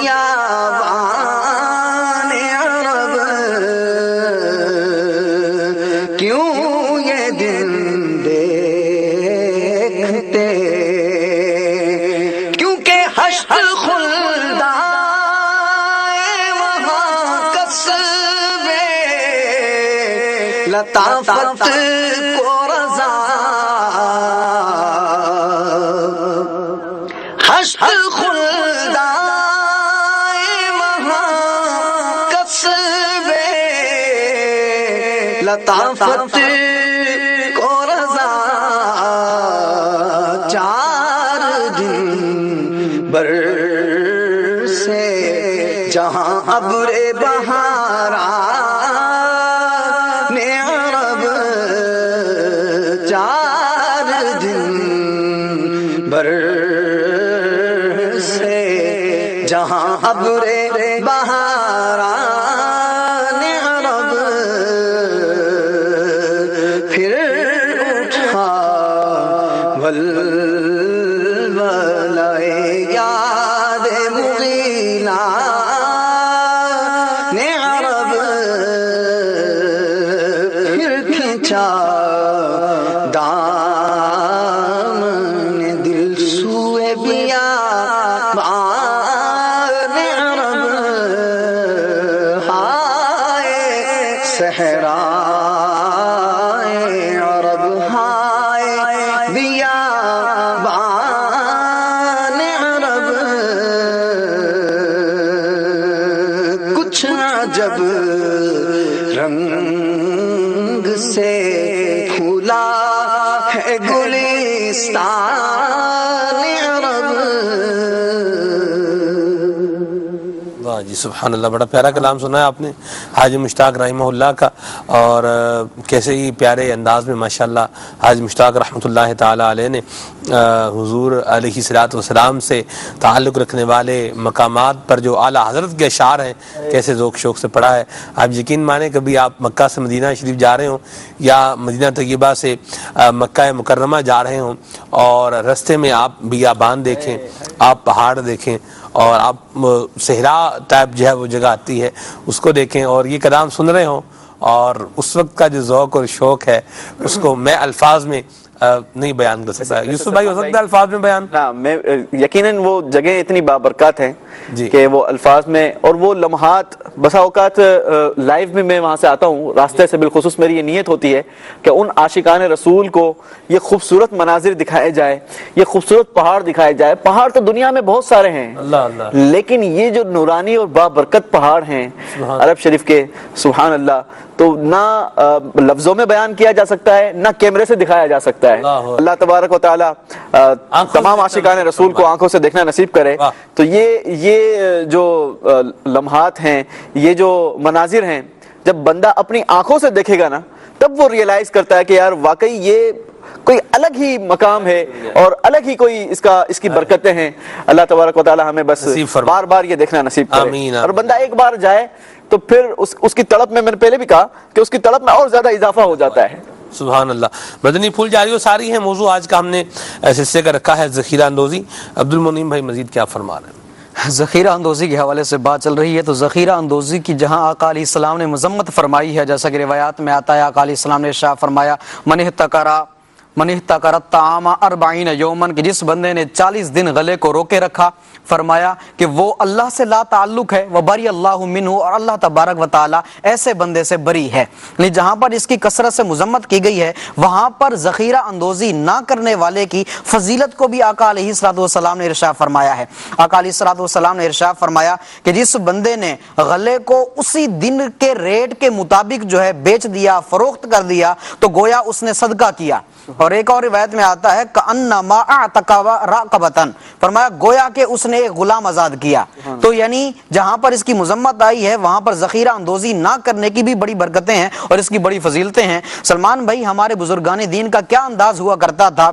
حضرت طلحہ بن عبید اللہ رضی اللہ تعالیٰ عنہ یہ وہ صحابی ہیں کہ جنہوں نے ساری زندگی دنیا کو اپنی جوتی کی نوک پر رکھا ہے، نہ کبھی اس سے دل لگایا اور نہ کبھی اس کو جمع کیا، بلکہ ہمیشہ جب بھی آپ کے پاس مال آتا آپ اس کو جمع نہ کرتے بلکہ اللہ کی راہ میں خرچ کر دیا کرتے تھے. امام ذہبی جو ہے وہ سیر اعلام النبلاء کی 3 جلد کے اندر صفحہ نمبر 19 پر یہ بیان فرماتے ہیں کہ حضرت طلحہ بن عبید اللہ رضی اللہ تعالیٰ عنہ ان کے پاس ایک مرتبہ 7 لاکھ دراہم آئے. 7 لاکھ. اب جن کے پاس جیسے ہی ایک رقم آئی تو آپ بڑے بے چین ہو گئے اور پریشان ہو گئے. تو آپ کی زوجہ نے آپ سے پوچھا کہ کیا ماجرا ہے، کیوں پریشان ہو رہے ہیں؟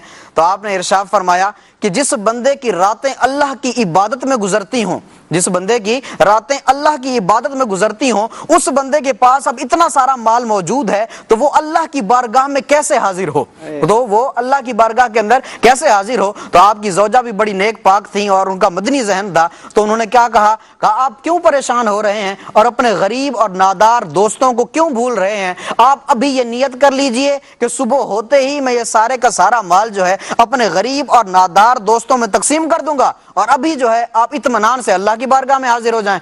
جب یہ بات انہوں نے کہی تو حضرت سیدنا طلحہ بن عبید اللہ رضی اللہ تعالیٰ عنہ کا دل جو ہے وہ خوشی سے سرشار ہو گیا، اور آپ نے ارشاد فرمایا کہ تم واقعی نیک باپ کی نیک بیٹی ہو. اور وہ عورت کون تھی، وہ خاتون کون تھی؟ وہ حضرت سیدنا صدیق اکبر رضی اللہ تعالیٰ عنہ کی آنکھوں کی ٹھنڈک حضرت سیدنا ام کلثوم رضی اللہ تعالیٰ عنہ تھی. جیسے ہی صبح ہوئی تو آپ رضی اللہ تعالیٰ عنہ نے سارے کا سارا مال اٹھایا اور جو ہے فقراء جتنے بھی تھے مہاجرین اور انصار میں سے ان تمام پر تقسیم کر دیا، اور کچھ مال جو ہے آپ نے حضرت علی المرتضیٰ رضی اللہ تعالیٰ عنہ کی خدمت میں بھیجا. ابھی آپ یہ کر رہے تھے کہ اچانک آپ کی زوجہ حاضر ہوئیں اور کہا کہ ابو محمد گھر کے لیے بھی کوئی مال بچا ہے؟ تو آپ نے ارشاد فرمایا کہ آپ کہاں رہ گئی تھیں، اب ایسا کریں کہ جو مال بچا ہے یہ آپ لے لیں۔ اب یہاں سے اندازہ لگائیے کہ وہ مال کو ان کو ذرا بھی محبت نہیں تھی، اللہ کی راہ میں تقسیم کرنے کا ایسا جذبہ تھا، اور جمع انہوں نے نہیں کیا، ایسا جذبہ تھا کہ گھر والوں کو بھول گئے، لوگوں کو یاد رکھا۔ اور ہمارے معاشرے میں کیا ہوتا ہے کہ لوگ مال کی محبت میں صرف گھر کو یاد رکھتے ہیں، باقی جتنے غریب پڑوسی ہوتے ہیں، رشتہ دار ہوتے ہیں، ان کو بھول جاتے ہیں۔ اور ان کا کردار کیا تھا، ان کا عمل کیا تھا کہ مال کو اللہ کی راہ میں خرچ کرنے کا ایسا جذبہ تھا کہ آپ جو ہے گھر کو بھول گئے، باقی سب کو جو ہے یاد رکھا۔ اور اس کے علاوہ بھی جو ہے ذخیرہ اندوزی کرنے کے حوالے سے حضرت علی المرتضیٰ فرماتے ہیں من احتقر الطعام 40 یومن، کہ جو بندہ 40 دن تک غلے کو جو ہے اپنے پاس اسٹاک رکھتا ہے، روکے رکھتا ہے، فرمایا قسا قلبہ، ایسے بندے کا دل سخت ہو جاتا ہے۔ اور جب بندے کا دل سخت ہو جائے، نہ اس پہ قرآن اثر کرتا ہے نہ حدیث اثر کرتی ہیں، اور ایسا بندہ بے باک ہو جاتا ہے اور گناہوں کی دلدل میں دھستا چلا جاتا ہے اور بار بار گناہ کرتا چلا جاتا ہے، کیونکہ ایسے بندے پر پھر کوئی چیز اثر نہیں کرتی، اور اس طرح جو ہے بندہ کافی سارے گناہوں میں مبتلا ہو جاتا ہے اور نیکیوں سے کوسوں دور ہو جاتا ہے۔ اللہ محفوظ فرمائے۔ مدنی چینل کے ناظرین، یقین مانیں کہ اس طرح کے جو معاملات ہیں یہ تو یقیناً ہار میں بل ہی ہیں، دنیاوی طور پر بھی ہیں اور اخروی طور پر بھی نقصان دینے والے ہی ہیں، لیکن اس کے برعکس جو ہمیں دین اسلام کو مبارک انداز ہے اس میں وہ سکون ہے، وہ طمانینت ہے، وہ قرار ہے کہ جو شاید بندے کو ان چیزوں سے تو یقیناً شاید کہ یقیناً حاصل نہیں ہوگا۔ عبد الحبیب بھائی ہمارے ساتھ انشاءاللہ ابھی ان کو مدنی گلدستے کی صورت میں شامل کیے لیتے ہیں۔ بڑا پیارا مدنی گلدستہ ہے عبد الحبیب بھائی کا، حاجیوں کے واقعات کے حوالے سے ہے۔ آئیے دل میں زیارت مکہ و مدینہ کا شوق بڑھانے کے لیے یہ مدنی گلدستہ دیکھتے ہیں۔ لبیک اللہم لبیک لبیک لا شریک لک لبیک ان الحمد والنعمت لک والملک لا شریک لک۔ الحمدللہ رب العالمین والصلاة والسلام علی سید المرسلین، اما بعد فاعوذ باللہ من الشیطان الرجیم، بسم اللہ الرحمن الرحیم، الصلاة والسلام علیک یا رسول اللہ وعلی آلک واصحابک یا حبیب اللہ، الصلاة والسلام علیک یا نبی اللہ وعلی آلک واصحابک یا نور اللہ۔ میٹھے میٹھے اسلامی بھائیوں اور مدنی چینل کے ناظرین، سلسلہ ہے کھلے آنکھ صلی اللہ کہتے کہتے، اور اس میں ہم الحمدللہ آج کل روزانہ ایک خوبصورت واقعہ سنتے ہیں۔ آج کا واقعہ بڑا ہی عجیب و غریب ہے۔ نارملی جب ہم سفر پر جاتے ہیں تو ہماری خواہش ہوتی ہے کہ کوئی حسن اخلاق کا پیکر ہو، ساتھ دینے والا ہو، صحت مند ہمارے ساتھ اسلامی بھائی ساتھ ہو۔ عموماً بوڑھوں کو، معذوروں کو، کمزوروں کو اپنے ساتھ کوئی رکھنا پسند نہیں کرتا، مگر آج ایک بڑا عجیب و غریب واقعہ آپ نے سننا ہے کہ جس میں ایسے ہی کسی شخص سے ایک دوسرے شخص نے کنارہ کش ہونے کی کوشش کی، مگر جب بعد میں بھید کھلا، جب بعد میں پتہ چلا کہ جس سے میں دور ہٹ رہا تھا، جسے اپنے ساتھ رکھنے کے لیے تیار نہیں تھا، دراصل وہ کتنی بڑی ہستی ہے۔ ماجرا کچھ یوں ہے کہ حضرت سیدنا ابو الحسین دراج علیہ رحمۃ اللہ الوہاب فرماتے ہیں کہ ایک سال میں اکیلا حج پر روانہ ہوا اور تیزی سے منزلیں طے کرتا ہوا قادسیہ جا پہنچا۔ وہاں ایک مسجد میں گیا تو میری نظر ایک مجزوم یعنی کوڑی شخص پر پڑی۔ اس نے مجھے سلام کیا اور کہا کہ اے ابو الحسین کیا حج کا ارادہ ہے؟ اسے دیکھ کر مجھے بڑی کراہت محسوس ہوئی، گھن محسوس ہوئی، کیونکہ اس کے چہرے پر کوڑ کے داغ تھے۔ کہنے لگے آپ نے بڑی بے رخی سے کہا ہاں میں حج پر جا رہا ہوں۔ تو وہ کہنے لگا کہ مجھے بھی ساتھ لے چلیے۔ تو میں نے دل میں کہا کہ یہ نئی مصیبت آن پڑی، میں تو کسی تندرست آدمی کو ساتھ لے جانا پسند نہیں کرتا، یہ بیمار اور کوڑی شخص ہے، اس کو کیسے ساتھ لے جاؤں؟ کہتے میں نے صاف انکار کر دیا۔ اس نے لجاجت سے پھر عرض کی آپ کی بڑی مہربانی ہوگی مجھے بھی اپنے ساتھ لے لیجئے، مگر وہ کہتے ہیں کہ میں نے اسی کے سامنے خدا کی قسم اٹھا لی کہ میں تمہیں ہرگز اپنا رفیق سفر نہیں بناؤں گا۔ اس نے کہا اے ابو الحسین، اللہ عز و جل کمزوروں کو ایسا نوازتا ہے کہ طاقتور بھی حیران ہو جاتے ہیں۔ میں نے کہا تم ٹھیک کہتے ہو، مگر میں تمہیں ساتھ نہیں رکھ سکتا۔ یعنی اس وقت بالکل بے رخی کا انداز اختیار کیا گیا۔ کہتے میں نے عصر کی نماز پڑھ کر دوبارہ سفر شروع کیا، رات بھر سفر کر کے صبح ایک بستی میں پہنچا تو حیرت انگیز طور پر وہی کوڑی شخص جس کو میں اپنے ساتھ نہیں رکھنا چاہتا تھا وہ وہاں مجھ سے پہلے موجود تھا، اور مجھے دیکھ کر سلام کیا اور کہا اے ابو الحسین، اللہ عز و جل کمزوروں کو ایسا نوازتا ہے کہ طاقتور بھی حیران رہ جاتے ہیں۔ اس کی یہ بات سن کر کہتے ہیں مجھے عجیب و غریب خیال آنے لگے کہ یہ کون ہے۔ کہتے ہیں اب جناب میں وہاں سے روانہ ہوا جب مقام کرعا پہنچا اور نماز پڑھنے کے لیے مسجد میں داخل ہوا، اپنے سے پہلے اسی شخص کو وہاں بیٹھا ہوا دیکھا. اس نے مجھے پھر سلام کیا اور کہا اے ابو الحسین، اللہ عز و جل کمزوروں کو ایسا نوازتا ہے کہ طاقتور بھی حیران رہ جاتے ہیں. یہ سن کر کہتے مجھ پر بڑی رکت طاری ہو گئی، میں رونے لگا اور اب میں نے ان سے ادب سے کہا کہ حضور مجھے معاف کر دیجئے، میں اللہ عز و جل سے بھی معافی مانگتا ہوں اور آپ سے بھی درگزر کا خواستگار ہوں، مجھے معاف فرما دیجئے. وہ جو کوڑی شخص تھے وہ کہتے ہیں کہ یہ آپ کیسی بات کر رہے ہیں؟ کہتے میں نے عرض کی کہ مجھ سے بڑی غلطی ہو گئی، میں نے آپ کے ساتھ سفر نہ کیا، برائے کرم مجھے معافی بھی دیجئے اور مجھے اپنا شریک سفر کر لیجئے. اللہ غنی. مگر اب وہ شخصیت کہتے ہیں کہ آپ نے میرے ساتھ نہ چلنے کی قسم کھا لی ہے اور میں آپ کی قسم نہیں توڑوانا چاہتا. میں نے کہا کہ پھر اتنا کرم فرما دیجئے کہ ہر منزل پر مجھے اپنا دیدار کروا دیجئے گا. اب انہوں نے کہا انشاءاللہ عز و جل. اب وہ پھر نگاہوں سے اوجھل ہو گئے، میں بھی آگے بڑھ گیا. اب اس نیک بندے کی برکت سے باقی سفر میں مجھے بھوک پیاس اور تھکاوٹ کا احساس بھی نہیں رہا. الحمدللہ ہر منزل پر مجھے اس بزرگ کی زیارت ہوتی رہی، یہاں تک کہ میں مدینہ منورہ زاد اللہ شرفم و تعظیمن کی مشکبار فضاؤں سے فیضیاب ہوا. اس کے بعد مکہ معظمہ بھی پہنچ گیا. وہاں پر حضرت سیدنا ابو بکر قطانی اور حضرت سیدنا ابو الحسین رضی اللہ تعالیٰ عنہ سے ملاقات کا شرف حاصل ہوا. جب میں نے انہیں یہ حیرت انگیز واقعہ سنایا تو انہوں نے فرمایا ارے نادان، تم جانتے ہو وہ کون تھے؟ وہ حضرت سیدنا ابو جعفر مجزوم علیہ الرحمہ تھے. ہم تو دعائیں مانگتے ہیں کہ کاش ہمیں اللہ تبارک و تعالیٰ اپنے اس ولی کا دیدار نصیب کروا دے. سنو جب بھی تمہاری ان سے ملاقات ہو تو ہمیں ضرور بتانا. اب اشتیاق اور بڑھ گیا. 10 ذو الحجہ کو کہتے جب میں جمرۃ العقبہ یعنی بڑے شیطان کی رمی کر رہا تھا تو ایک شخص نے مجھے اپنی طرف کھینچا اور کہا اے ابو الحسین السلام علیکم. جیسے ہی میں نے پیچھے مڑ کر دیکھا تو میرے سامنے وہی بزرگ یعنی حضرت ابو جعفر مجزوم رحمت اللہ تعالی علیہ موجود تھے. انہیں دیکھ کر مجھ پر رکت طاری ہو گئی، روتے روتے بے ہوش ہو گیا. جب میرے حواس بحال ہوئے تو وہ تشریف لے جا چکے تھے.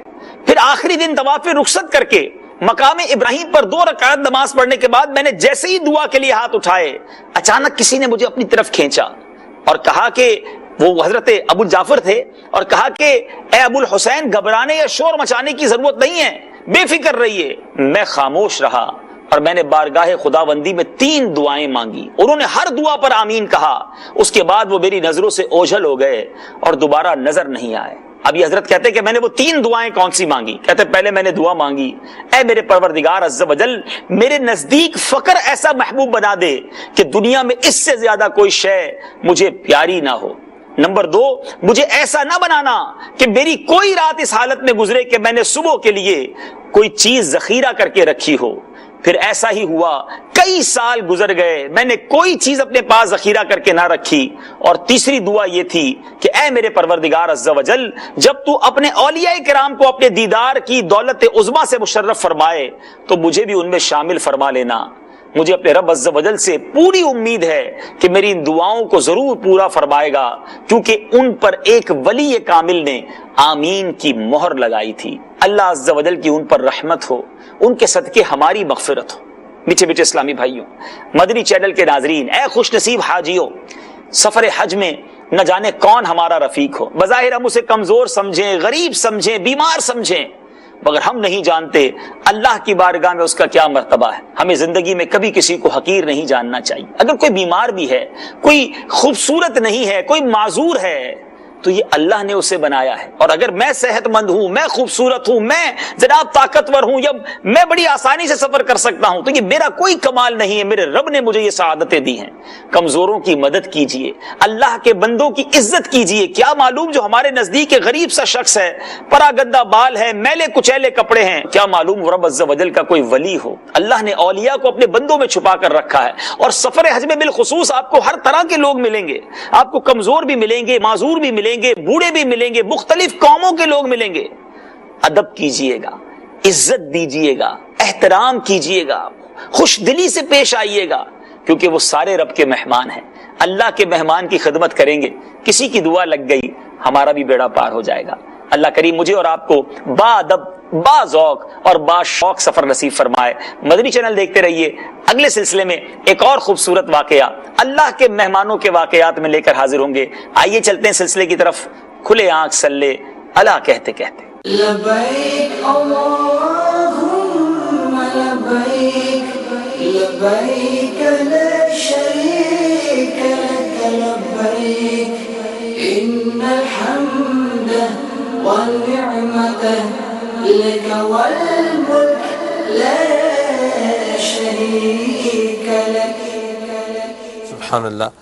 بڑا پیارا مدنی گلدستہ بھی دیکھا ہے آپ نے, بڑا پیارا واقعہ بھی سنا ہے.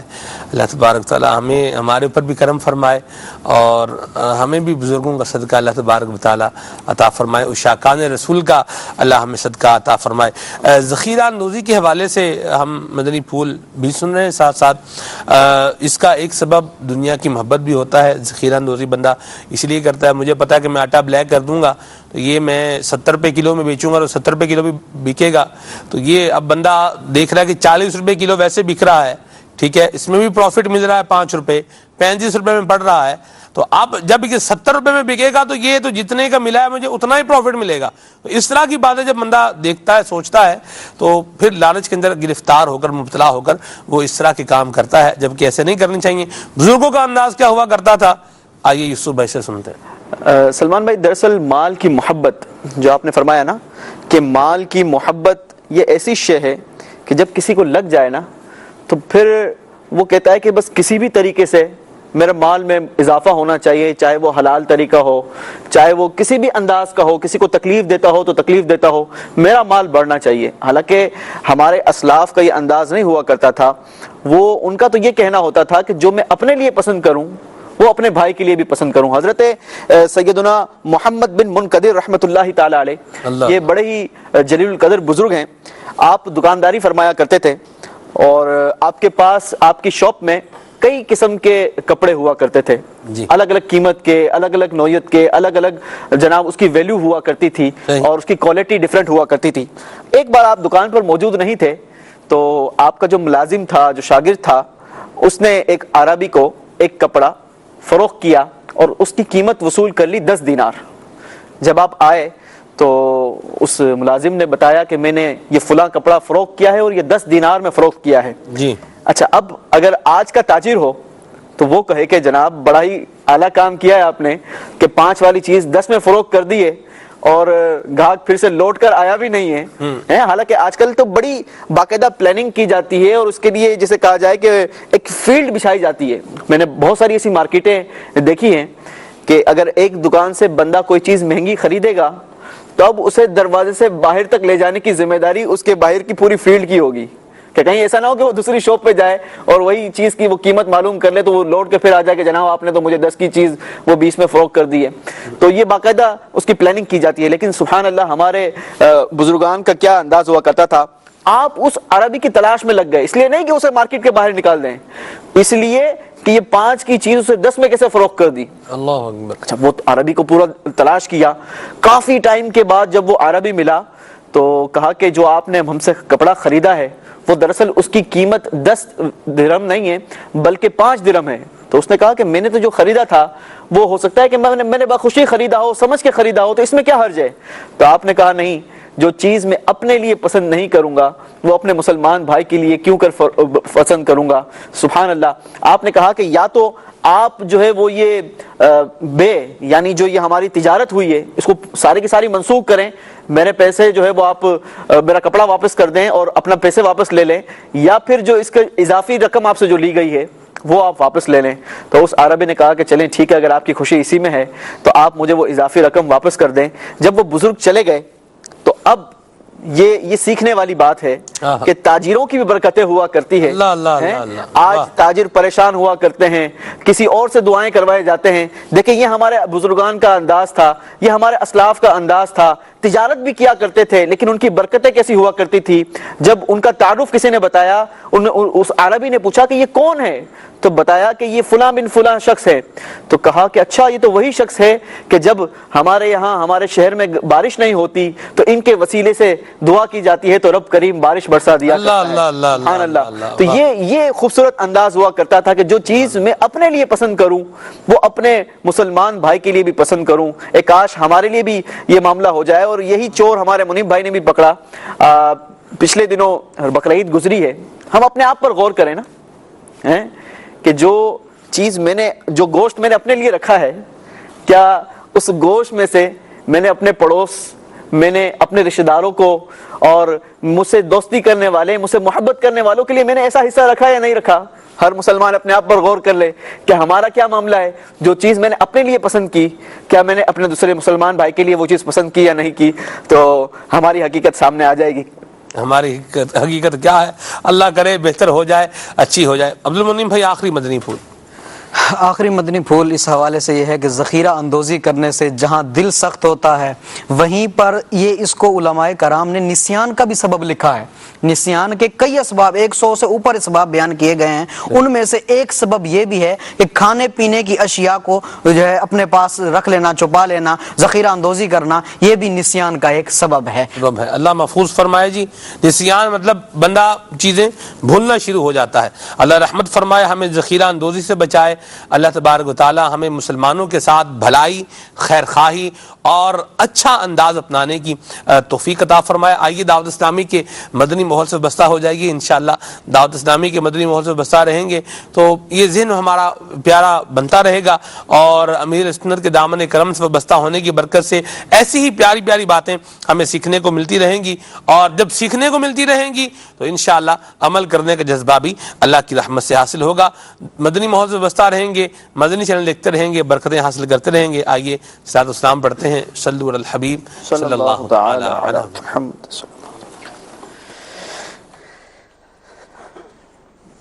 میرے حضور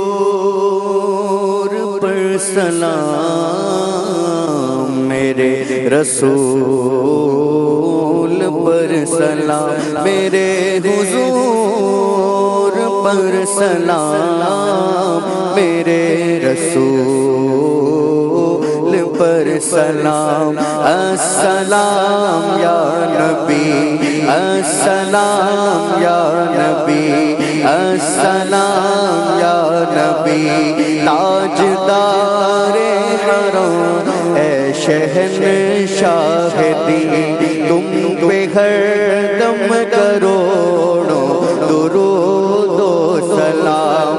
ہو کرم مجھ پہ یا سید المرسلین، تم پہ ہر دم کروڑوں درود و سلام. میرے حضور پر سلام، میرے رسول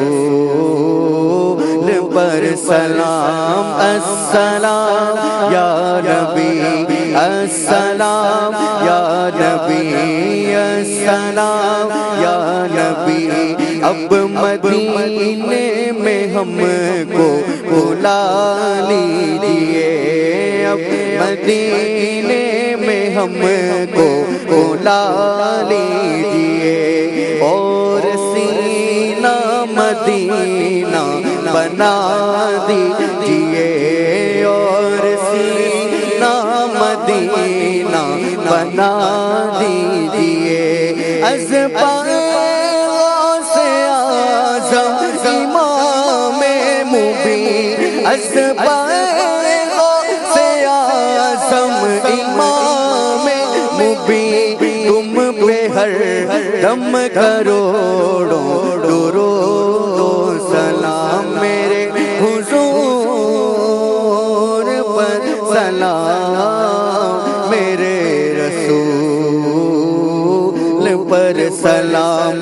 السلام یا نبی، السلام یا نبی، السلام یا نبی. اب بلا لو مدینے میں اتار کو، اب بلا لو مدینے میں اتار کو. اپنے قدموں میں رکھ لو گناہگار کو، اپنے قدموں میں رکھ لو گناہگار کو. اور اس کے سوا آرزو ہی نہیں، اور اس کے سوا آرزو ہی نہیں. تم پہ ہر دم کروڑوں درود و سلام. میرے حضور پر سلام، میرے پر سلام، السلام یا نبی، السلام یا نبی، السلام یا نبی، السلام۔ مدنی چینل لکھتے رہیے صلوا علی الحبیب صلی اللہ تعالی علیہ وسلم۔